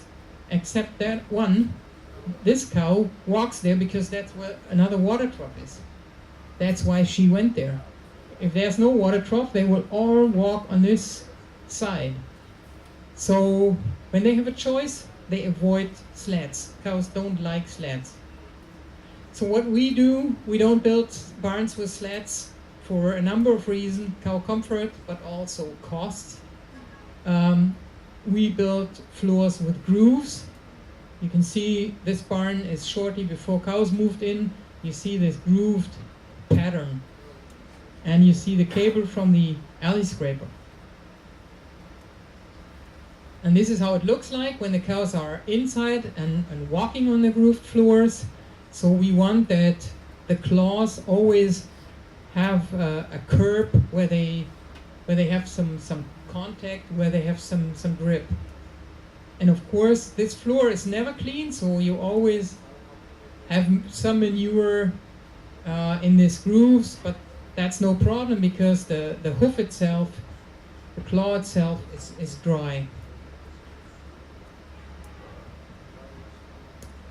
You can do these groove pattern, or this is easier to make if you do it yourself. Then you just put in these lines, but the grooves are a little better. So this is how we built them. This is the fresh concrete. We can roll them in, stamp them in the fresh concrete. It's a little bit tricky. You have to have a company that knows what they are doing when they work with concrete. But then again, it's easy. You don't have to call a company to buy concrete slats. You just have someone pour concrete. You build this, or this is just larger and comes from a crane, and they move it, or this, and then make your own floor. It's pretty simple. That is even simpler if you just want to have the straight grooves. It's like a paddle that is put in the fresh concrete, and so this is the alley the cows are walking on. So how do the alleys get cleaned? They get cleaned up to 20 times a day, depending on the number of cows, the size of the barn. Automated alley scrapers, and we prefer this type of alley scraper that is like a V. So that means that the manure stays more or less in the center, and the cows can step over it on both sides. And also when it's open and it's cleaning the floor, but on the way back it's folding up, and it doesn't disturb the cows when they are at the feed bunk. Here you can see it, it's on the way back, so it runs behind the cows, and it doesn't disturb them while they are eating. Here's a cow locked up in a headlock, and the alley scraper comes through and cleans the alley. Cows don't mind. They understand that this thing is moving at the same pace the whole time, so they just kind of like step over it and let it pass through. I think it's one of the best ways to really inefficient clean your barns. Another option is mobile scraping, but that of course is more labor intense. But on the other hand, the big pro is on that farm, this is the only equipment that runs all the alleys in like 5 different barns, 10 different alleys, on just one piece of equipment, rather than having all the different alley scrapers that need some maintenance. So it's really something that needs to be decided depending on the size and type of farm you want to run. Downside of this is that you can only clean the alleys when the cows are gone. So 2 times a day milking, the alleys are a little bit too dirty. 3 times a day milking, it's okay. So I would only really go for that option when I go at least 3 times a day milking. What else is important in a barn? We switch subject to light. Light is a very interesting factor because a lot of changes have been made in the last few years due to new technology. But what does the cow want? The cow wants basically the program for a summer day, a long day, 16 hours of light, and her milk production increases 5 to 16%. So on average, very typical is 8%. That's the increase you see when the cows have lots of light, because their feed intake increases 6% and reproductive performance stays constant. So what we do in Germany is, because we have all these long winters, that once we head into fall and the days shorten, we just use more artificial light, which used to be very expensive, but now with the new LED lamps, it's really neat to have because they provide a lot of light with not so much power consumption than we used to see with earlier systems. But cows really like light, and it helps people to work with the cows more efficient. And we tell the cow it's still a summer day, 16 hours of light and 8 hours of darkness. And interesting, for the dry cows, it's the complete opposite. Dry cows like 8 hours of light and 16 hours of darkness. That would be the ideal management to manipulate cows for a better production. Eat and produce milk, that is our goal. So I guess we do water before we... What is coffee? Red? No? Ah, okay. I got lost because I'm on a different time still. So we do water, and water is the cheapest feed source. So you cannot have too many waterers in your barn. There's, like I said, in every crossing, in every crossover, I would put a waterer. Very important, when the cows want to drink, they dip into the water with a nozzle, and so they drink large amounts of water. What's, for a high-producing dairy cow, what's her demand in water per day? For a high-producing dairy cow, what's her demand for water per day? Huh? Yeah, 150 is getting close. Yeah. When it's hot, 150, you can see 170, 180. That's enormous what she wants. And she wants fresh water, clean water, cool water. So ideally, if we go to your barn and take a glass, we can take water out of that trough and drink it. That should be your measurement. To calculate if you have enough waterers on your farm, make the math. 6 to 10 centimeters water trough length per cow. So you can make the math if you have 100 cows, if you have 30 cows, how many water troughs you need, but you need at least 2 per group. Not 1 waterer per group, at least 2. So when there is a dominant cow blocking 1 waterer, that there's always enough room to move elsewhere. In earlier days, these were the waterers that were implemented with little balls. But that's a hazard for the cow because she has to push the ball down with her nose, and the nose is really sensitive, and then drink out of this waterer. And these waterer are so poorly to be cleaned, and that's not her natural drinking habit. She wants to drink like out of a lake or a sea. She wants to be able to breathe while she's drinking. So please don't buy those if they're still available. It's been quite a while that we have built our first tip-over water trough, 20 years ago, I guess. They are commercially available, and I would strongly recommend tip-over water troughs because they are so easy to clean. And we as humans, we know we only do things when they are easy. When they are complicated, we try to avoid them. And we want fresh and clean water for our dairy cows, meaning 1 tip and you have fresh water. And our good herds tip over these water troughs 3 times a day. So yes, we lose some water with this. It's a little bit of waste of drink water, but it also guarantees that the cows have fresh water again when they need it.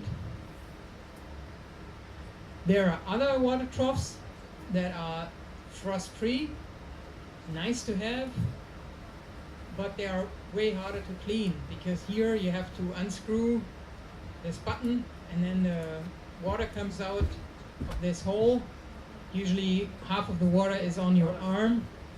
It takes forever till all the water has left the trough, and then you have to scrub it. So it takes a lot longer, and that's why they are not so highly recommended. just where it's very, very cold for a very long time period, we see a tendency that our clients prefer that type of water. So again, 8 to 10 centimeters water trough length per cow, and as you can see here, install the water trough maximum 60 centimeters above the level where the cow is standing on, not higher. Don't make the water trough so high that she has to drink like a giraffe. Make them drink like stretch out and to a lower surface. So maximum 60 centimeters from where she is standing on. Okay, so this is the ABC of cow comfort. And it blends over into something that is a new discussion, and I think will stress us dairy farmers more in the future, and that's a discussion in our society that started about longevity in a dairy cow. We all know that on average the dairy cows don't last very long. We have them 2, 3, in most cases only 2 point something lactations, and then they are gone on average. And cows can live up to 15, 20 years, but on average they only live 5 years. 2.9 lactations was the average in 2009. So we have to come up with ideas to keep our cows longer and treat them better. I think we, in Germany, we had a very interesting study, and it showed us the losses or involuntary cullings per lactation. So basically, if you think about it, you raise your calves, you feed them as heifers for 2 years, that's your investment, and then you start them out as a cow, and here we go, nearly 30% of these cows we lost in our first lactation. So that's a big loss. So that means, or it shows very, very precisely where the problems are, and that's calving out the first calf heifers. And that was a very big study with German-wide data. So they looked into it more precisely and said, okay, we're losing our cows in the first lactation, or a lot of cows in our first lactation. When do we lose those? And so we looked at the lactation date when they got culled. And what can we see? Nearly 25% of the losses occurred within the first 30 days. So here we have a problem. We have our first calf heifers that calve out the very first time and don't make it. We lose too many young animals exactly right there. And that leads to a very, or another interesting factor, and I think I've seen in your program, you will talk about this in more detail later on, I think later today. We need special calving areas, we need special sick cow areas, we need special needs areas, I think. And that's a picture of a special need area with our ABCs. A, lots of air. B, bunk space, easy to access. C, cow comfort, dry, clean, and comfortable. And you can see here we have small groups. There is the milking parlor, there's the holding area, and right behind it, that's 400 cow dairy, we have the ability to create small groups for cows where they have a bedded pack so that they can stretch out, relax, and have access to the feed bunk. We have headlocks to lock them up, to treat them. So we have a special designed area for these special needs cows. And that has become very sophisticated in our planning and design, because every farm has different needs there, different aspects. Some only want to have like 2 or 3 calving pens. The rest of the cows are kept in stalls. We need segregation gates. We need possibilities to fix cows and be able to treat them. Oh, I can't see so far. What does it say? 10 minutes until coffee break. 10 minutes until coffee break. I'm sorry. 10 minutes to the coffee break. We can break any time. So we need, when we plan a dairy, we need to think about, we have our lactation herd, but the majority of work is in our special needs area and is with cows that needs to be separated for a special reason, because they are in heat, they have a mastitis issue, they have a hoof lesion. So we need areas where we can sort and treat cows. And that itself is a broad subject, because every farm has a different philosophy how to do this. Some like to treat their cows in headlocks, some like to treat their cows in separate pens. But what I really encourage you, whenever cows return from the parlor 2 times a day, 3 times a day, have them walk through a sort area every day. These cows walk through that sort area every day and only get sorted when there's a reason for them to be sorted. And from there on, it depends on what you want to do with the cow. Here we have a palpation rail. So that means cows fill from the rear end. Here's the lady checking ear tags. There is a veterinarian palpating cows. For example, for preg checks. So very easy, very efficient, that doesn't cost too much, and you can work with large groups of cows very quickly. Or groups where you can put cows in headlocks to treat them with some boluses, some liquids, whatever. Another smaller palpation rail, so cows are separated. So it really depends on what your needs are. And the larger a dairy is, the more sophisticated it gets. This is a 2,500 cow dairy, and he has a veterinary clinic in that special needs area. So the veterinarian, they have their own rooms. You have sort areas that you can clean, disinfect.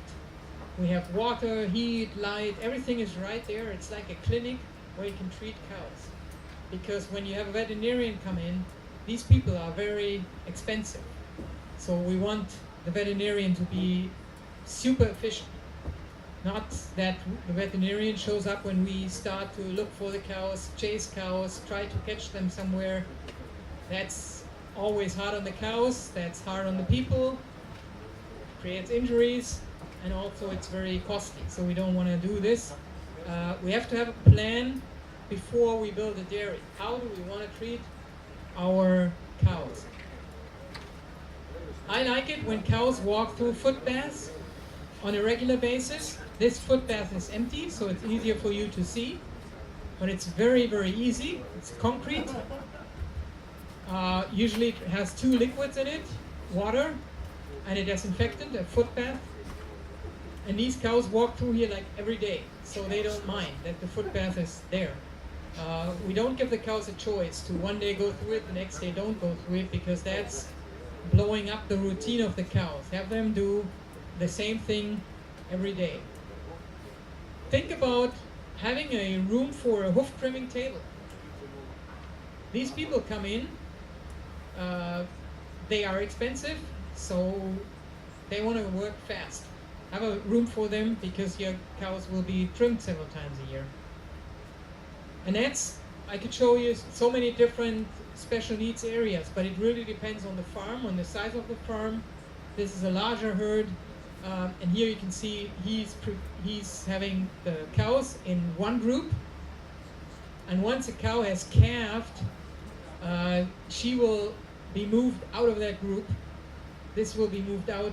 This will be moved out, this will be moved out, this will be moved out. So they just take out cows till there's only one cow left. Once she has calved, the group is empty. Don't ever create a calving pen and then take one cow out that has calved and put another one in.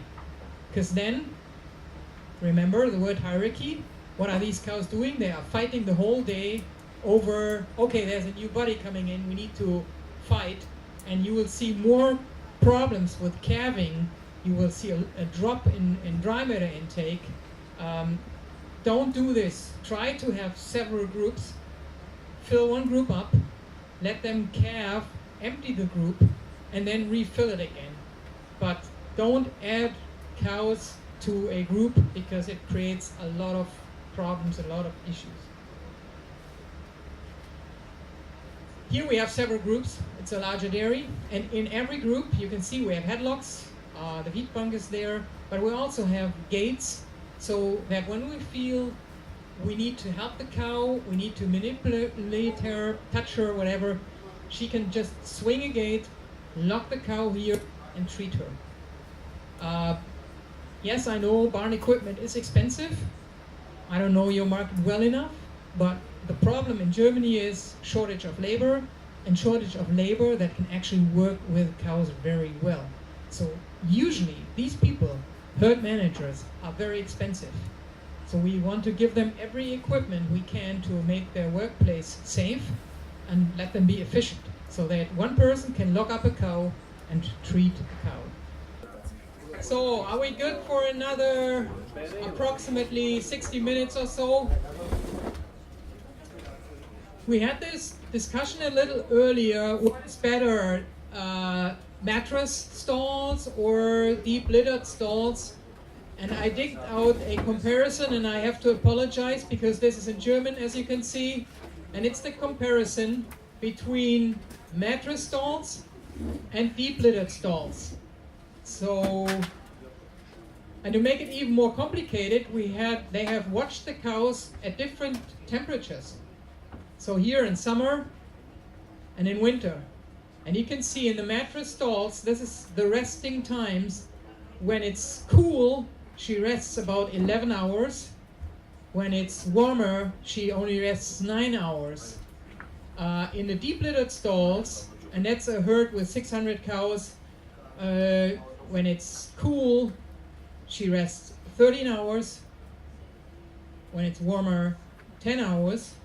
But you can always see a difference between mattress stalls and deep littered stalls. So there are endless more scientific data on the same, that are leading in the same direction. And we just had with this gentleman, I just had the discussion, a mattress is more favorable because of the labor.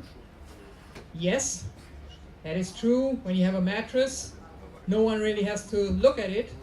That's the thought, but that's not true. On a mattress, when it's hot climate like today, you have to bed the cows at least twice a day and clean the stalls twice a day. In a deep littered stall, you can work your deep littered stalls once a week.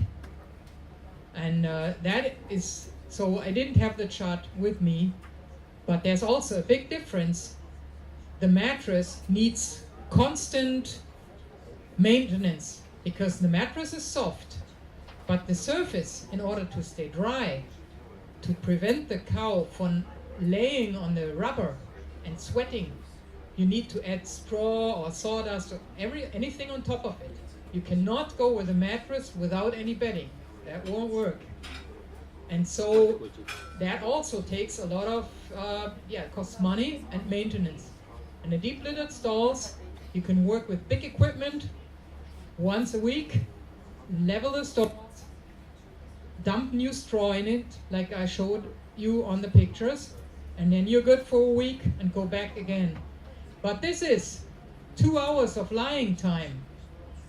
That's a big difference. I showed you a slide that 1 hour of lying time can lead to 1 or 1.6 kg more milk. 1 hour more lying time leads to 1 liter or 1.6 liter per cow per day more milk. Here it's 2 hours. So 1.6 times 2. And if you have 100 cows times 365 days, make the math on it. And that's what is so important. If we take compromises, oh, this is a good mattress, this will do, we will never get really the maximum milk production we can think of. I heard in the break the complaints, straw is expensive, sand is not available. Look around for what can be available as a bedding material and then make the math on it. Take your calculator out and calculate how much you can pay for straw when it gives you 3 liters more milk per cow per day. So that's basically where we're going to. Okay, more questions on that, or? So we have a few more subjects. We go away a little bit from cow comfort. We go to efficient milking and milk house design. And that again really depends on the size of your dairy, the market, the location, your needs. And you can see different designs here. Very efficient, a 700 cow dairy, a double 20 parallel parlor, milk storage, social buildings, office space, etc., etc., machinery room. This is it. Very, very efficient design. As an architectural office, we have different clients with different needs. That's a family farm, very simple. That is another family farm, but he wanted an upscale, very nice to look at building. So this is all bricks. It has a rotary parlor in it. Of course, this is more expensive than that. What fits your farm the best really depends on the market. So in Germany, we have lots of farmers now that want to show off that they have a nice facility, but some just want it simpler. That's a milk house for 1,500 cows. It has a double 16 herringbone parlor in it. And the cows get milked 3 times a day. So very, very efficient. That's a milk house for 500 cows. Another milk house for a carousel. So they come in all different kinds of types, different kinds of colors, and that's our job to not pull out the same solution the whole time, designed for the needs of the farmer. Milk storage, we like to have outside of the building, because if you have it inside, it costs a lot of money. Milk can be also stored outside, saves some space. The overall goal with milking parlors is high productivity and low maintenance. That's, in the majority of cases, the goal of our farmers. So that's a large dairy, double 24 parallel parlor, 1,800 cows, very efficient. We have different parlor types, and I think the decision what type of parlor is the best for my dairy is not really easy. It depends on what you want to accomplish. It depends on how much money you want to invest, whether you have a shortage in labor, whether you have enough labor. All these factors come into play. This here is a 1,100 cow dairy. It's a double 16 herringbone parlor with rapid access, meaning that the cows walk in from the holding area and pile in here like a herringbone. It's a parlor that the cows love the most. And why is that so? Because if you can see here, the cows are standing right next to each other, but not the heads are not next to each other. They are like a little bit tilted. So if there is a dominant cow and a submissive cow, they don't really face each other. So for the cows, it's easy. They walk in, they tilt a little bit to the side, and then they are at their spot to be milked. The downside of the herringbone parlor is that because of that angle that the cows are standing in, the parlors tend to be a little longer. And when they are longer, it means that the milkers have to walk longer from cow to cow. So they're not as efficient as parallel parlors. But still here, that parlor was run by one person for a number of years, and she was very productive, very high efficiency. Milkers in this parlor produced 2,200 kg per labor hour. That is extremely efficient. If we look at the construction details, you see the holding area at the far end. The blue floor is a movable floor, so that is a floor that can be moved up to 20 centimeters and lowered again, depending on the size of the milker. So the milker's ideal position is that he can work like this, but some people are taller, some are smaller. So we can move the floor up and down depending on the size of the milker. That's a neat tool for the milker. And also, this floor itself moves a little bit. I'm standing on this floor now for 2.5 hours, and it's starting to feel a little sore standing on this floor because this floor is hard. If the floor is soft, movable like this, it's easier on the knees and it's easier on the back on the people. Of course, that doesn't come for free. For that type of parlor, we calculate an extra 30 to 35,000 euros because the floor is deeper here. You need the movable floor and the equipment in order to move it. So it's an extra our farmers give to the milkers to give them a better working environment. Also, you can see this is a Bomatic parlor. It's a double 16. It's very open, so you can see you can see lots from the cows. There's not a lot of stuff here that is blocking the vision. We have light that is coming through the roof. We have extra lights here, and this dark line is a heating system for winter time so that the parlor stays frost-free. Very down to the basics that you need in a parlor. When people attach units, they need both hands. They need one hand to hold the claw in the unit, and they need the other hand to attach the teat cups. To start the milking process, we have these dark knobs. So with a knee or the hip, they can push the knob and release the vacuum so that the milking equipment starts to work. So here, this is not a fancy parlor, but it has everything that is there, which is important for the milkers to do a good job. Something like the same setup, but it's a parallel parlor, because these parlors, the cows walk in and then make a 45-degree angle and tilt, and so they stand next to each other. The downside is, what I mentioned earlier, heads to head. So if there's a dominant cow and a submissive cow, it's a little hard on the cows. But it's shorter, the cows are more close to each other, so for the milker it's shorter to walk. Same thing here, movable floor. Cows are nicely aligned, and in the parlor, very nice to see. I always go in there and check for their hocks, their knees, and see no lesions, hair everywhere, cows are clean. This is how we want them to come into the parlor. For heat abatement, you see another fan up there. So very common for larger herds, parallel parlors, where the cows are released and leave the platform to the side. Oh, I didn't show this to you, but this is how they leave the parlor. They walk in here, we have a little step, a little curve, and then they go back to their stalls.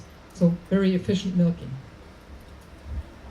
You can calculate the cow throughput per stall is 5.5 or 5 cows per stall per hour. That's a rough guideline. If you're insecure, if you're building a new farm, go as low as 4 cows per stall per hour and make the math from there. So it's easy. If you have X numbers of cows and you want to milk them 2 times a day or 3 times a day, then you have the numbers of milking per day, and then you divide it by 4, and you know what kind of parlor you need. On average, what we see in Germany is that the parlors are way bigger than what is needed, and that is because of the shortage of labor. So everyone's striving for a high throughput per stall, and the quicker parlor, the faster parlor, is the rotary parlor. We don't build internal rotary parlors anymore.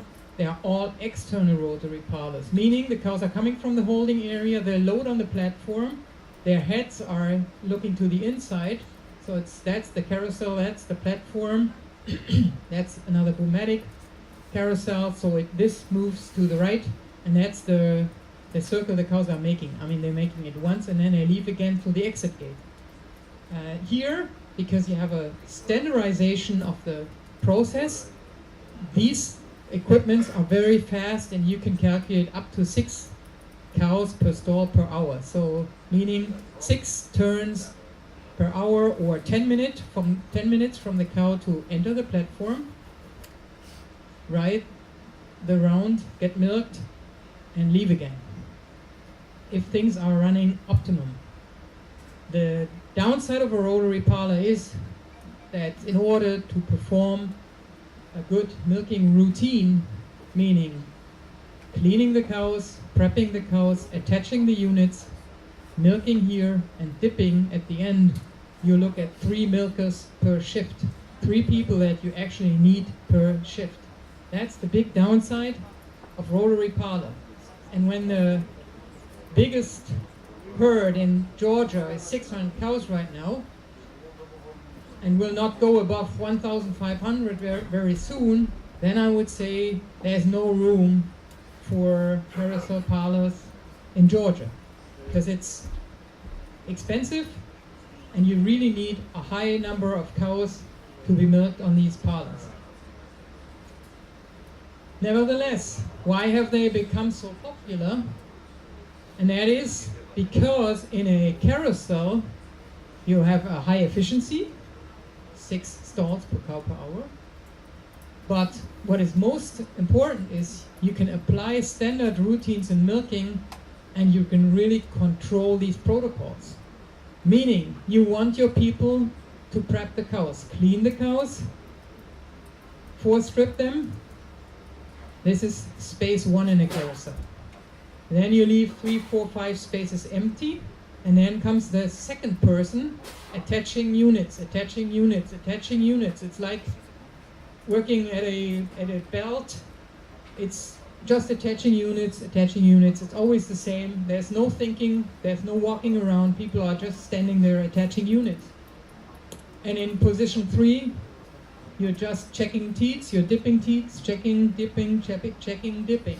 So you can really standardize these protocols. And that is the nice thing. And this is what we learned, especially in Russia, that people like these large carousels because they give a certain routine and have control of the protocols. Also, what is a new trend? Completely different, because this can start when you have 60 cows.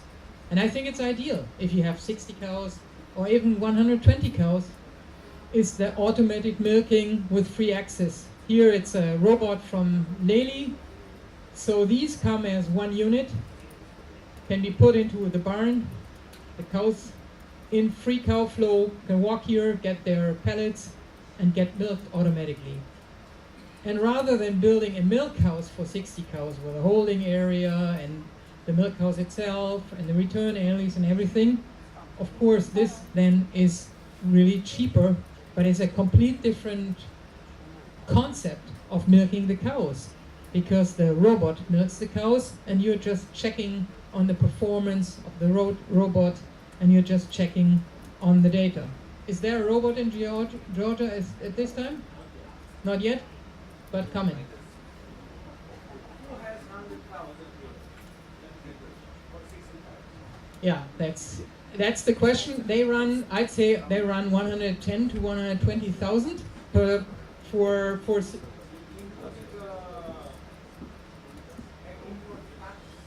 well, that I don't know. We calculate. Yeah. This is what we calculate. I don't know the import tax and everything. But for what I'm saying is, for 120,000 euros, you cannot build a small herringbone parlor with a holding area, with a building, etc., etc. And I'm not a robot fan. I prefer the conventional milking, but with low cow numbers, this is preferable because of the cost. Because it's, you have your regular barn and this is just the corner where the robot is. And again, it gives you a lot of routines. Because the robot works at 1 o'clock at night with the same performance as 4 in the morning. He never yells at cows. He never calls in sick. He's always there. And cows, that's one thing. Cows love robots for that reason. Because cows love things that are the same every time. The colleague that left earlier told me about hierarchy in his herd, the guy with the 30 cows here. And he said, when this cow goes out the barn first, then the others do this, and when she goes out second, then the others do this. So he watches his cows. And that means there's, in his barn, things are different every day, depending on which cow is first, which cow is last. Cows hate this. Cows want routine, routine, routine. Cows want to be bored. The same thing every day. And we, as human beings, we are not the same every day. We milk the cows 5 minutes earlier, 5 minutes later. We have cold hens, we have warm hens. We are in good mood, we are in bad mood. Sometimes we sing, sometimes we yell at the cows. The robot is the same. And cows love robots for that reason. That's the only reason, because they know exactly what is happening.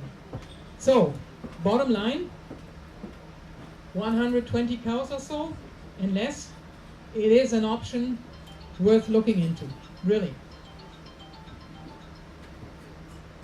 We have larger herds, otherwise it doesn't really pay. So the robots sometimes here are 4 robots, 4, 1, 2, 3, 4, and 4 on the opposite side. And it's a central unit, herd manager's office up there. So all the cows are being milked in that complex. One scenario. To build a robot farm is a specialty by itself. Here you see one robot there, one tilted to the angle, lots of room, and that is important. A robot farm is even more complicated because cows go to the milking on a voluntary basis.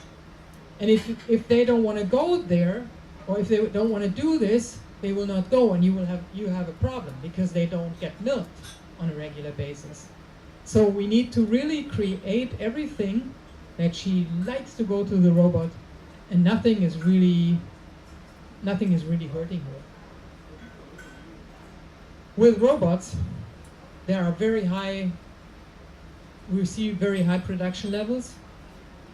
We know a farm that was milking 45 kg in the herd on average last year, and is at 49 kg on average, 280 cows this year. So extremely high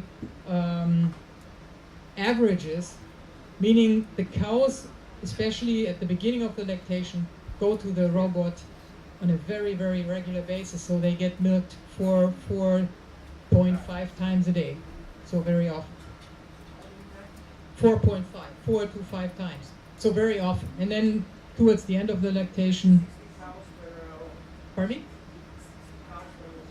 Yeah, you better go 58 or 57 then. Then you have this high production, it's, you really have to watch out.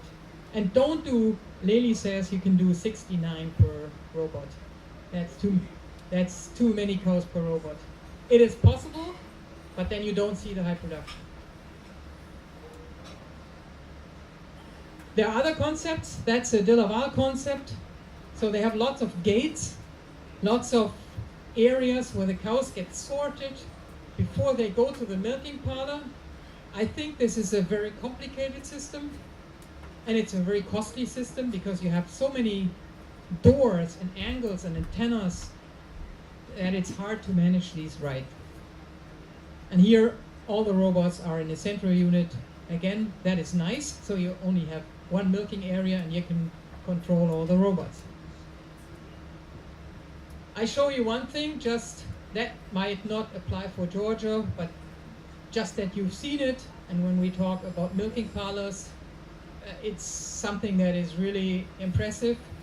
It's the fully automated external rotary parlor with robots, meaning you have the platform, external parlor, These are all individual robots. This is a 28 carousel for 500 cows. So there are 28 robots attaching the unit, prepping the cow, so pre-dip, pre-milk, milking, post-dipping, so you don't have to touch the cow anymore. And we installed the worldwide first one in Germany in February 2015, and we've just finished another one, and that's because of shortage of labor, no other reason. 56 stalls, they're all robots. So if you look in the milk house here, there are no people. There's no one there, and the cows get all milked. And I think it's something you should see, because this is where our industry will head to. And the cows like it, because it's always the same. If you have a young heifer that kicks a lot, the robot attaches. She kicks, the robot attaches. So then the heifers just give up on kicking, because the robot does it again, and doesn't give up. And so the cows really, really like it. So here you see this. Cows are loading from the holding area, and these units are already attached. So no milker around, no people around that disturb the process. Attach, cleaning, prepping, milking, and dipping, all in one spot. And if she kicks off, the robot is attaching again. So that is neat, that is impressive, but that is very, very costly, extremely costly. So I don't see this for countries where labor is available. It's just for countries where there's no labor. You look here at between 40 and 45,000 euros per stall. So that's the investment, just for the investment. And we don't have long-term experiences with this, so we don't have an overview of the costs that can develop with it. But I showed you earlier, that's our trend in Germany, is automation, automation, automation. Conveyor belts for feeding, milking. The main driving force right now is shortage of labor and high labor costs, so everyone is trying to go to automation. Question regarding milking? No questions. Okay, good. We're not going to touch this subject today, but calf raising is another area, young stock facility another area. What is also important is manure storage types. So there a lot of things changed over the last years for us. We have very high regulations now, so what used to be easy is getting more and more complicated. We did talk about sand beddings before and how to handle sand-laden manure. That's a 2,000 cow dairy that has the cows on sand, and that's their manure storage. And as you can tell, when they bring out manure, they stir the manure and try to get out as much sand as possible when they suck out the manure and take it to the field. But once the manure storage is pretty empty, they drive in with big tractors and scrape up the rest of the sand and the manure and load it to these wagons and take it out to the field. So that's a drive-in lagoon made of concrete for the sand-laden manure. The cheapest for regular manure is lagoon with PVC lining. That's the cheapest. Unfortunately, in Germany, we cannot use this anymore due to very high environmental regulations. So now everything has to be concrete, like you see it in the center.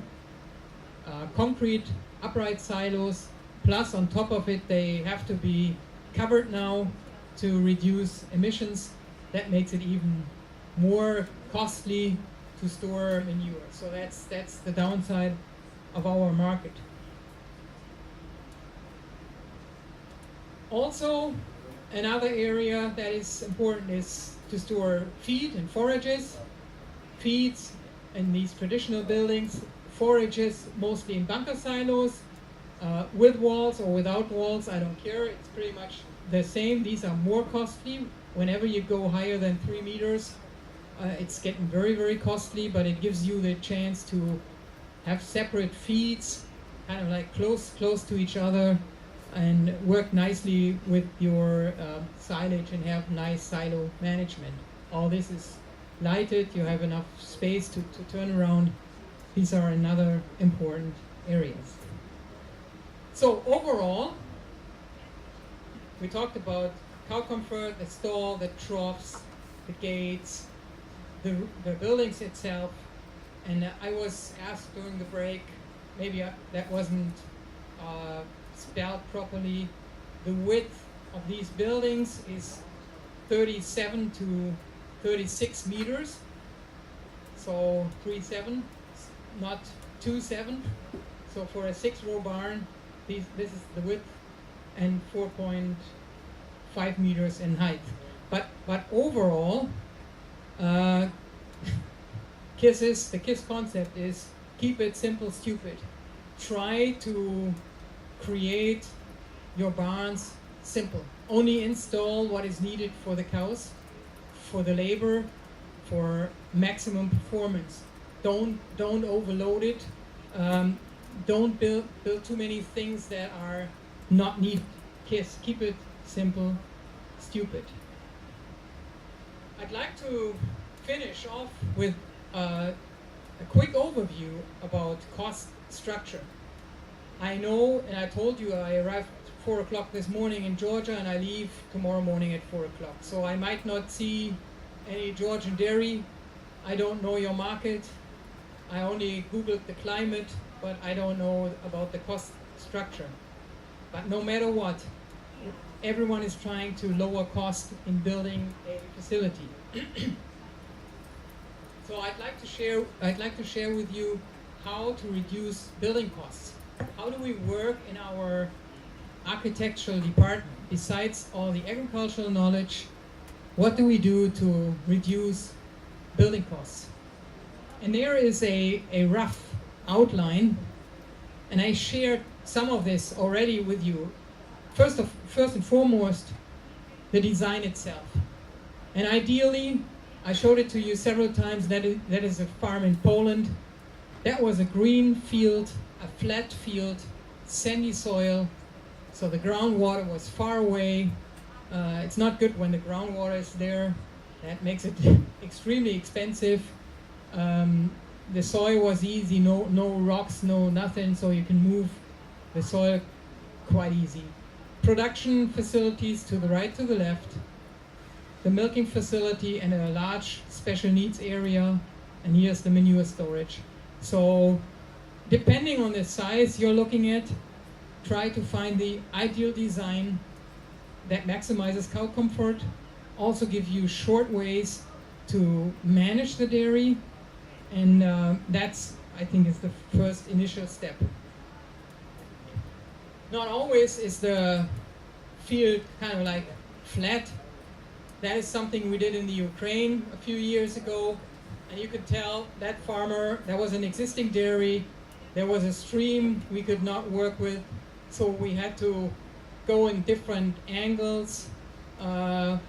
Again, milking parlor, production barns, dry cows, young stock, feed storage, manure storage. So we really had to first of all get a floor plan of the area where we were building, get an idea where was the power, where is water, where can sewage go to, and then there are always restrictions. Like this curve here was a restriction because there was a little village, and we were not allowed to build close to the village. So in reality, there's never a green field where everything is possible. In reality, you always have to stick to certain limitations, but you still try to optimize things in a way like what I told you, on top of a hill, tilted towards the prevailing winds to optimize production. So what we do then is always a cost estimate. Like everyone wants to know how much is it, how much will it be. quite frankly, if we would have to do this for Georgia, we would be lost. I don't know your concrete prices right now. I don't know the prices for equipment. So that's something that we had to work with the local people, try to get an understanding of the market. But there are certain things where the price is off, like milking equipment and other things that are pretty much the same. Pardon me? It's 20 USD per square meter. Yeah, like Including the base and everything. Yeah. And, nice and neat. So you can really make a wide crossover next to your water troughs, because you don't have to go cheap on an extra square meter for the cows. It's not so expensive. In my world. So when you know how the barn looks like, I think the most important thing is, this is how we work. We always have a national or international bidding and tender process. Meaning, when you know how your barn looks like, okay, I need so many stall dividers, I need so many water troughs, I need concrete, I need a barn itself, like a steel structure. And we take this and divide it up into different calculations and send these pamphlets out to 5, 6, 7 different companies, and then they all have to bid on that project. And then you compare prices, and that is always a very interesting day. For example, that's, to take it simple, this is a manure storage. 5,000 cubic meters manure storage, that's a German example. And you might probably cannot see this, but this is 11 companies we were sending our pamphlet to. And then we saw, okay, there's one company for 78,000, there's one company for 88,000, 108, 104, 127,000, 195,000, 135,000 for the same identical manure storage. So this is what we see with stall dividers, water troughs, with everything. So price comparison is, I think, the way to reduce building costs. Here you have the prices. This is signed by the people that were in the room. And then you take this to the office and have a deeper look. And of course, everyone will go like, okay, 78,000, this is the one I want to take because that's the cheapest. But then you look, what has he offered? And we found out he offered everything, but he forgot the platform in the floor. So that's why he was so cheap. So we looked at the next one. We skipped him because it's not a full offer. We went for the 88,000 and compared this to the 195. And if you see this, there's a 40% differences in price for manure storage. I'm not talking about a barn and if you do this for every single item that you want to use in your new barn, that's the way to reduce costs. just one question. Yes. It was standard technical specifications provided to them and then provided this kind of answer. Technical specifications Yeah. given to them, it was equal to Yeah, the technical specification, for example, for a barn, a 200 cow barn, just the hall is about 40 something pages. And it's 40 pages with filled out everything. Yeah? And that is just the sum of it. But that's just the overview. And then you go back, you take this back to the office and punch in all the individual prices that leads to the 88,000, and then you can compare these different bids. Yeah, and then you are able to compare apples with apples and peaches with peaches, and that is important. That's why we give companies, for example, I want 200 stall dividers. We give them a drawing on this type of stall divider with this weight, with so many bolts, and this quality. And then you can compare prices. Otherwise, you're lost. You just look at the prices and get different quality. So that's important. This might show you is a lot of work. It's a lot of hours, but I think it's paying very well because we have these 10, 20, 30% differences in price in every individual item. And then you need to go out and really control this on the site. You really have to, what you talked about, what you agreed on, prices, timing. You need to go out on a regular basis while they are producing things, check on the concrete quality, is there enough iron in the concrete or steel, how do the grooves look like. This is something that a technical engineer, a construction engineer really needs to do. That's not something a farmer can do as a side business. Impossible. So this might not mean anything to you, but it's building costs from the year 2016. I don't know whether you can read it. I've taken different sizes of dairies. It's a 200 cow dairy, 400, and a larger one.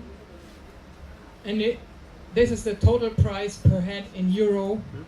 And you can see where the money is coming from or where it's going to.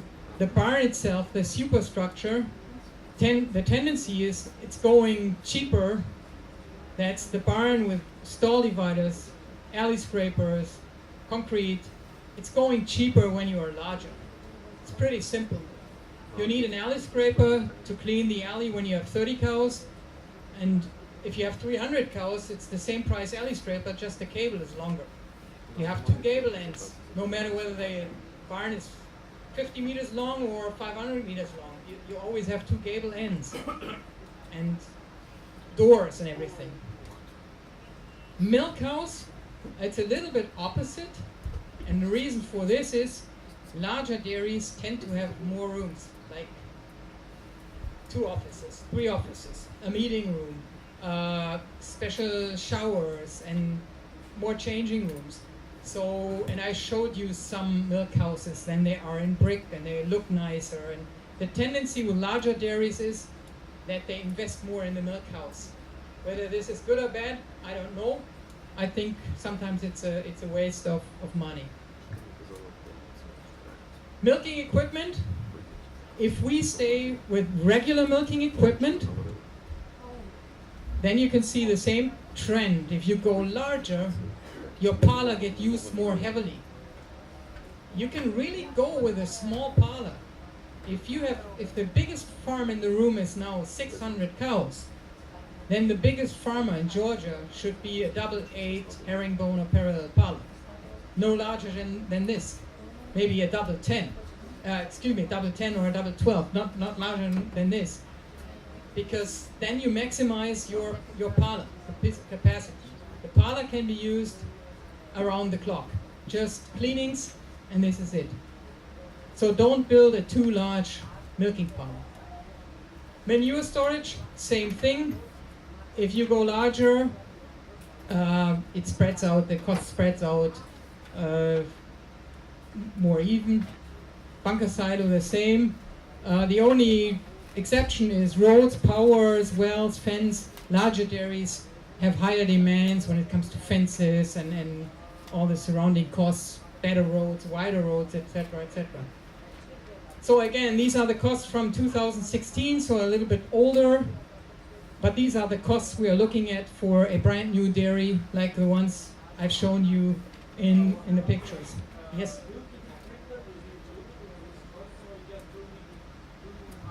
No, milking.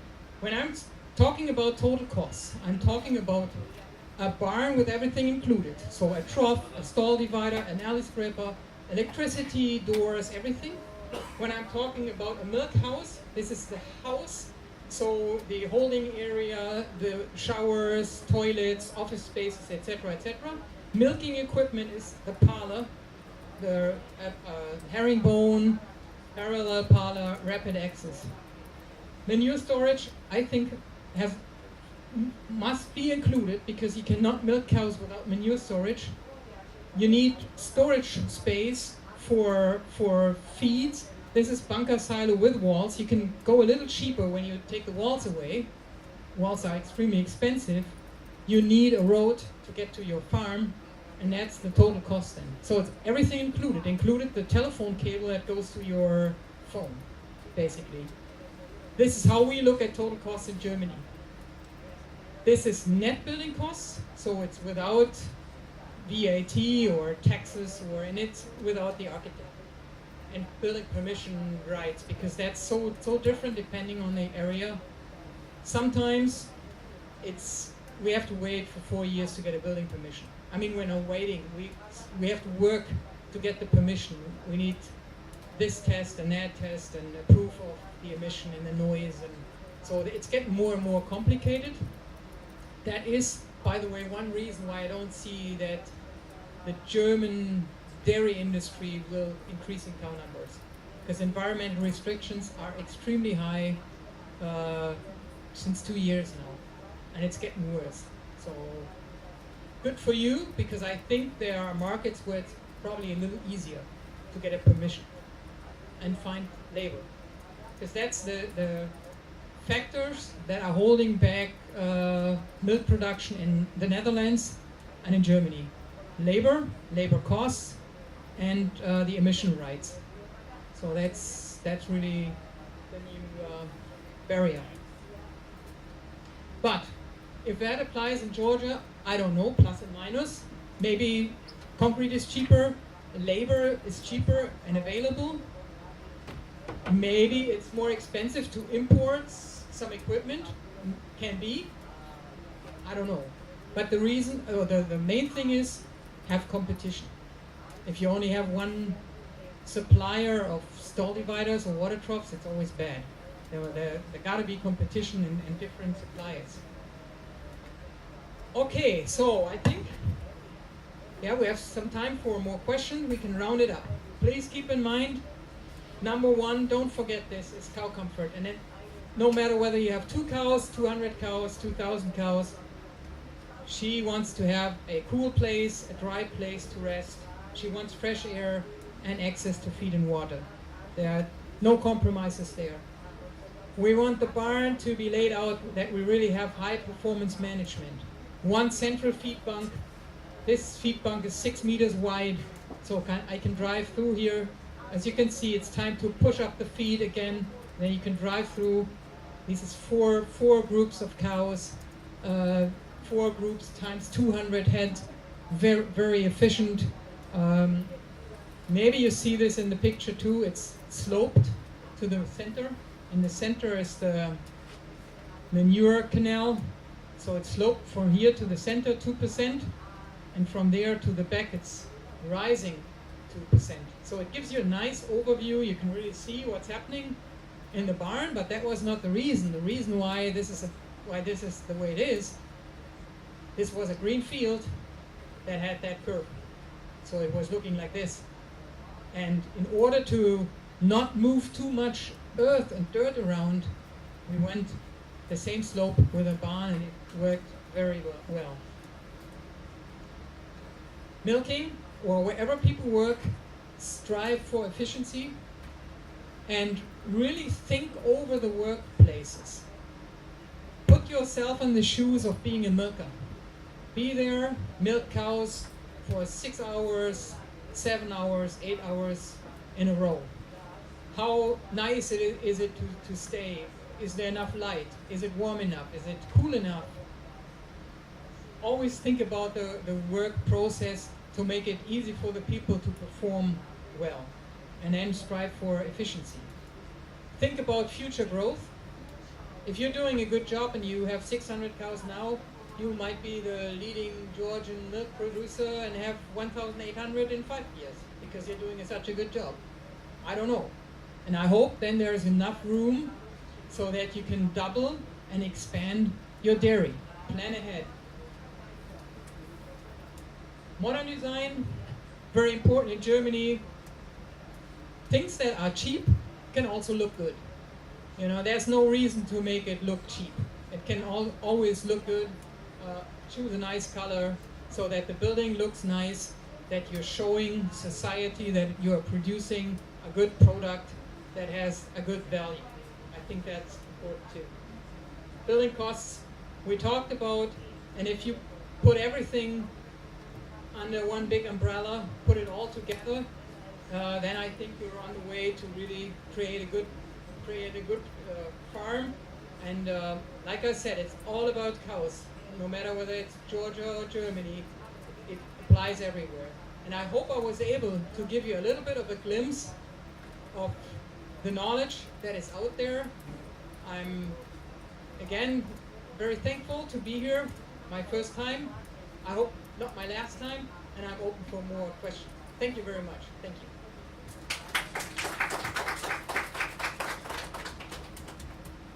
So one question. You mentioned about this elevated spot in front of the table, which is not very good if it's for the only front legs. Yeah. Okay, now I understand. You mean at the feedback? Okay. Yeah. Yeah. So what's about this same place when it's how can stand and a little part with the whole floor length. You don't only stand there. Yeah. So it will not easily stay in the manure when it's in. Yeah. I know. Then we go back to the water.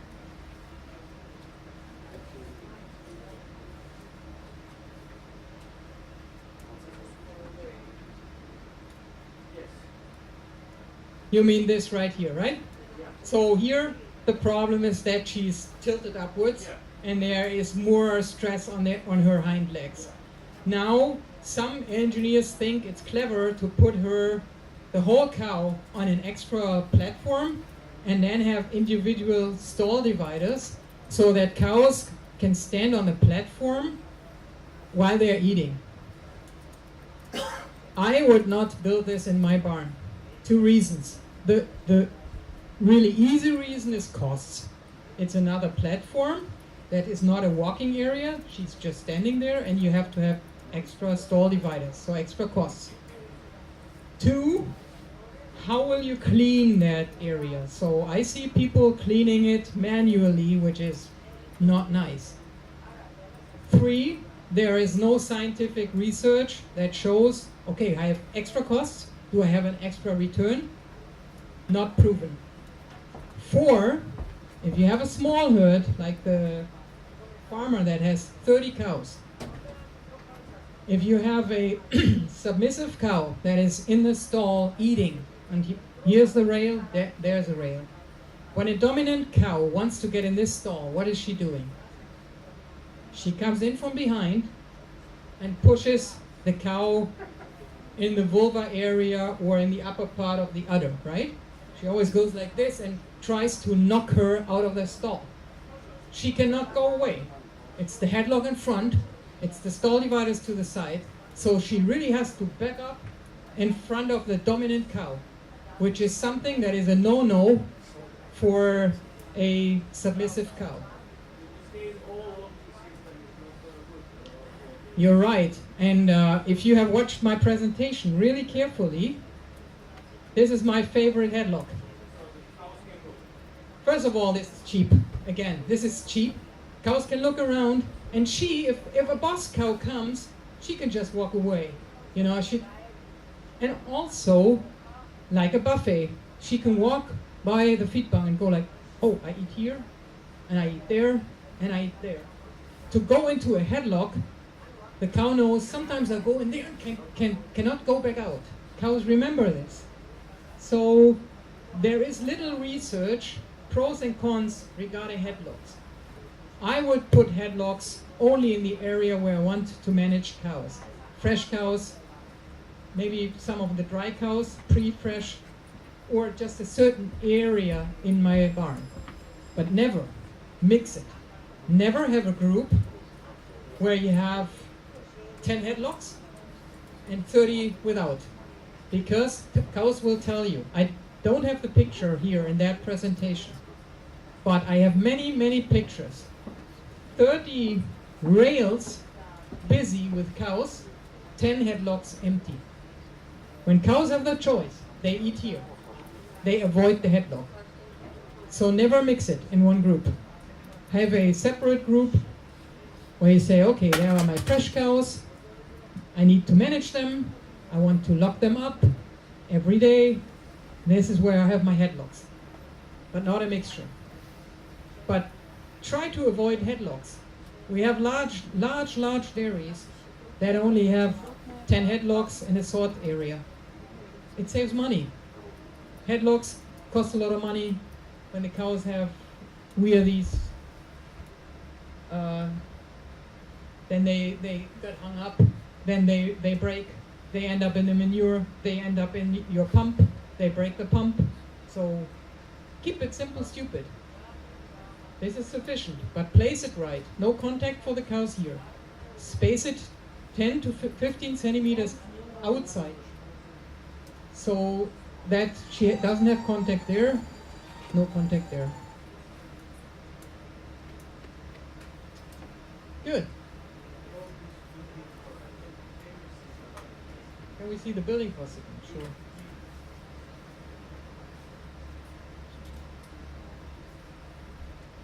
You've seen 200 slides. You're really good. You're a very good audience.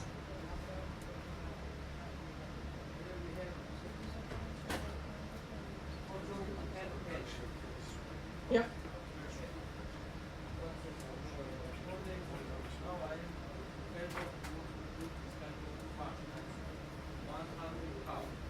Yes.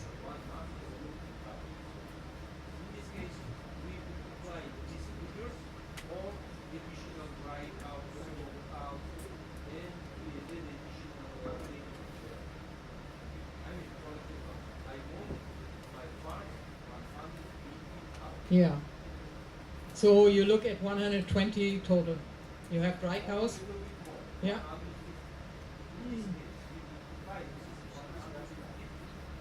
Ah, okay.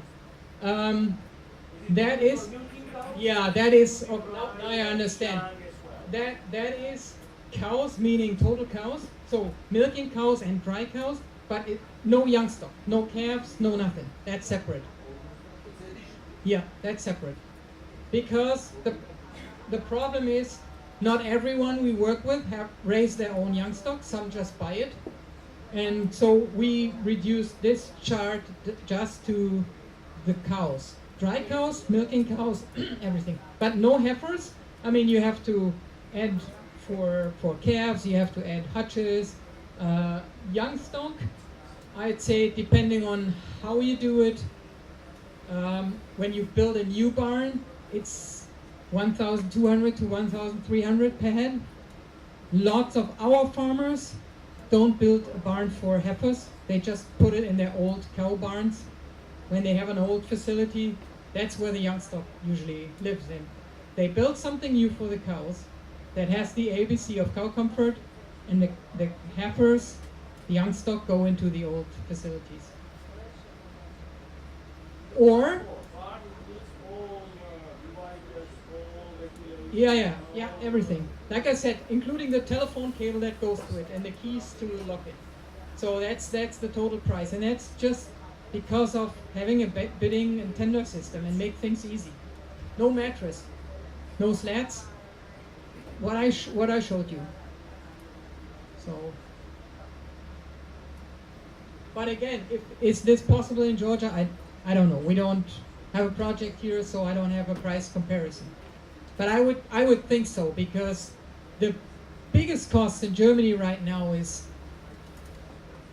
we cannot get staff to milk cows, we cannot get staff to build barns. So the construction companies have no personnel, and that's why it's getting really expensive now.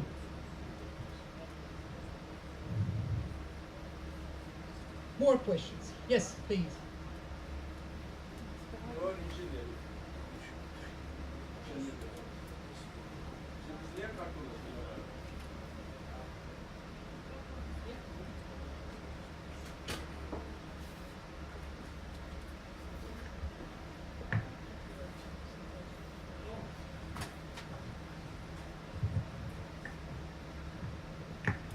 I'm sorry, I don't speak English. Originaally engineer.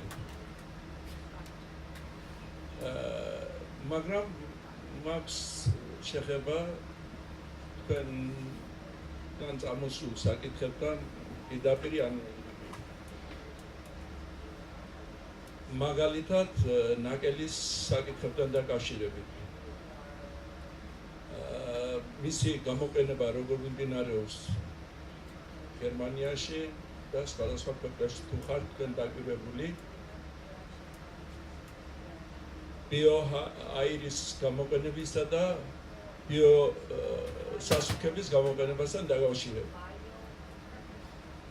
თუ ამას თქვენ იყენებთ, როგორ ხდება განცალკევება ქვიშისა და ნაკელის, ან როგორ მიმდინარეობს თივასთან ერთად მიღებული ნაკელის თივის დაფუძმაცების საკითხი. თუ აწვირებს, ან როგორ აწვირებს და თუ გამოყენებულია, რამდენად ეფექტურია ის გამოყენებული იქნას ფერბებში. დიდი მადლობა.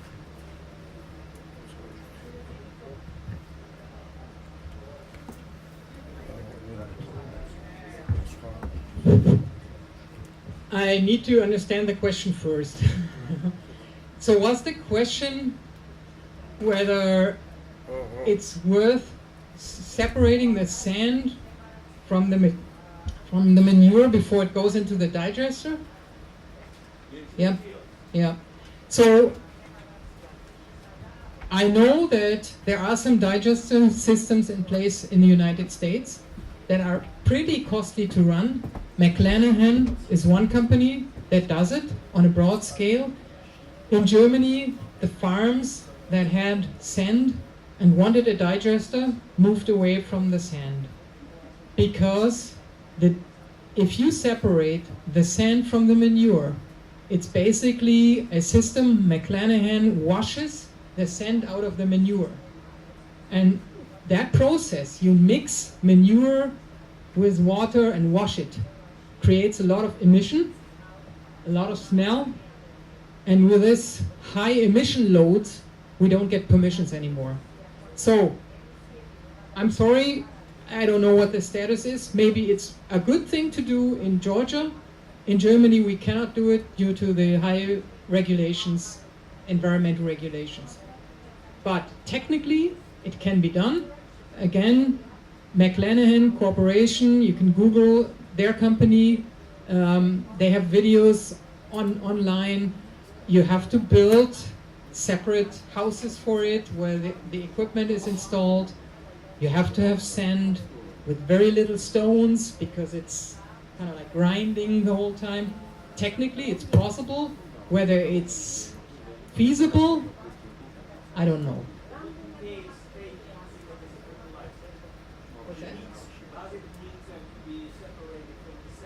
No. You don't need to. You only need to separate it when the manure should go through a digester. So it's to protect the digester. The sand-laden manure can be put to the field like it is. And there are calculations. Yes, you put sand onto your good fields, but that's so little, it has no impact. You don't need to separate it for that reason. You can. The only demanding thing is you need round manure storages. So when you start mixing the manure, you want to get as much sand as possible in the mixing process so that you can suck it out of your manure storage and take it to the field and spread it so that it doesn't start to sit and block your equipment. That's the main reason. Another question from the gentleman was about that straw mixed with the manure. How do you do it? That's easy, because that you don't see. The straw lime water beds, you don't see. It's half a kilogram per cow per day. It's like regular manure. The manure gets scraped to the central canal. The canal is 1 meter wide, 150 deep.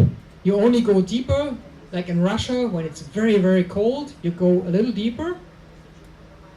It drops there, and several times a day you have your central canal, and then you have the receiving bit at the end, receiving bin at the end, with a pump, and 3 times a day or so, depending on the size of the dairy, you mix the receiving bin, stir it up, pump it to the end of the canal, and then the whole system starts to cycle. And with this process, you break loose if there is some floating straw or something like that. This, I can show you in 200 plus times, is idiot safe. There is no concern. All you need to have is a pump and the motivation of the farmer to 2 or 3 times a day, depending on the size and the bedding, to kind of like mix it. That's all. Pretty simple. Yeah, straw disappeared. It's half a kilogram per cow per day. It's nothing. She shits more straw and roughages than the bedding makes the effect. You know, in her manure there's a higher load of fibers than this straw. So that's no concern. You're all invited. Come and visit.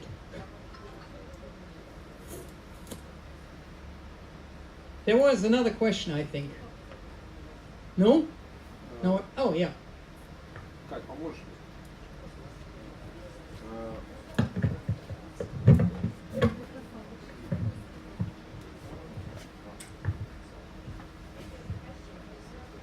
Добрый день. Вопрос у меня по орошению животных водой в коровниках. Что можно сказать, прокомментировать по этому поводу? Какая лучше капля? Кать, переведешь? Или Ален? Перевод, да? Меня интересует...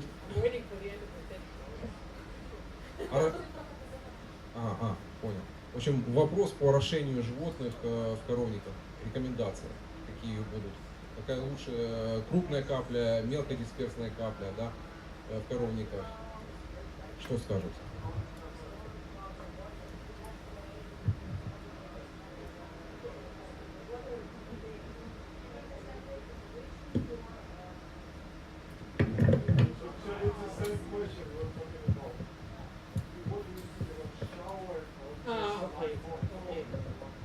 So it's not about watering the cows, it's about cooling the cows through water, right? Okay, sometimes it's a translation issue. Yeah, cooling of the cows depends on the climate you're in. Very safe is the cooling I showed you with fans. So if you move your air through the barn, like we would use a fan system that will blow in our faces. Very safe.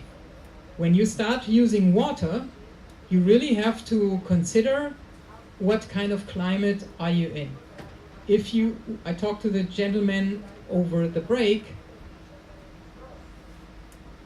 If you are in a desert where it's very dry, 10 or 20% humidity in the air, you can wash your cows, cool them, because they dry like this. If you are in a climate like today, outside, it's warm, but it's also humid. The cows get wet, the water runs on their body. You have the udder. The deepest point of the udder is the teat end. That's where the water gets to. With that water, you have all the pathogens that go into the teat canal.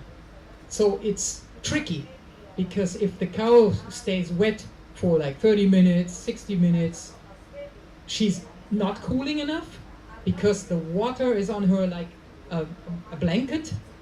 You need lots of air movement, but you cannot blow the cows really dry on her belly, on her udder, on her teat end. So it's always a little tricky. So cooling cows and washing cows is 2 different subjects. Washing cows in a prep pen, like in California, Israel, Saudi Arabia, you can do this where it's very, very dry. When it's humid, you can only wet cows with lots of air to move the air to blow them dry right again. Does this answer your question?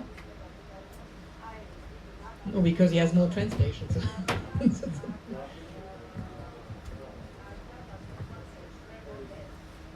Yeah. So here I would go for fans and combine them with sprinklers, so that you can really blow them right away and cool them. And if there's tons and tons of money, I don't know who has been to the United States, there you have these low ceiling barns with cross ventilated barns. That's another neat approach, but it's a little more expensive, unfortunately. I'm not sure whether I have it on my computer. Let me see.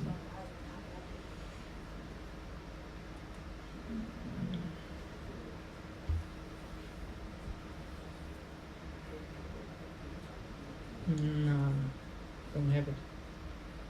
Sorry.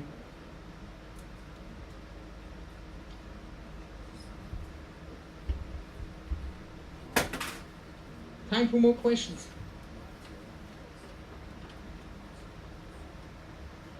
They're hungry.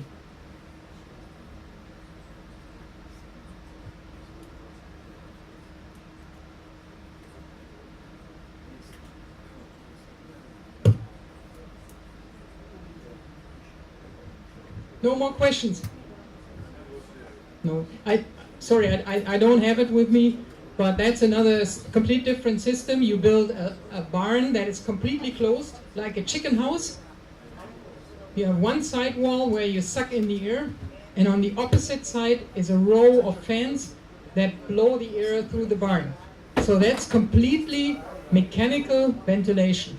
In those barns, the temperature stays the same more or less year-round. No flies, but very expensive. You always have to have power. If there's an hour without power, there's no light and there's no air in the barn. So that's difficult. And another thing that is important in Germany, I don't know about Georgia. People in Germany don't like chicken houses because they cannot see the chicken. Cow houses, cow barns, you can see the cows lying there looking outside, so the take of cows is very positive in society. If we put our cows in closed buildings, like chicken houses, people do not accept this. They want to see cows. So that's the downside of this buildings. Anyways, if there is another question, I'm still here for the lunch break. I wish you success with your dairy, and thanks very much for your time. Thank you.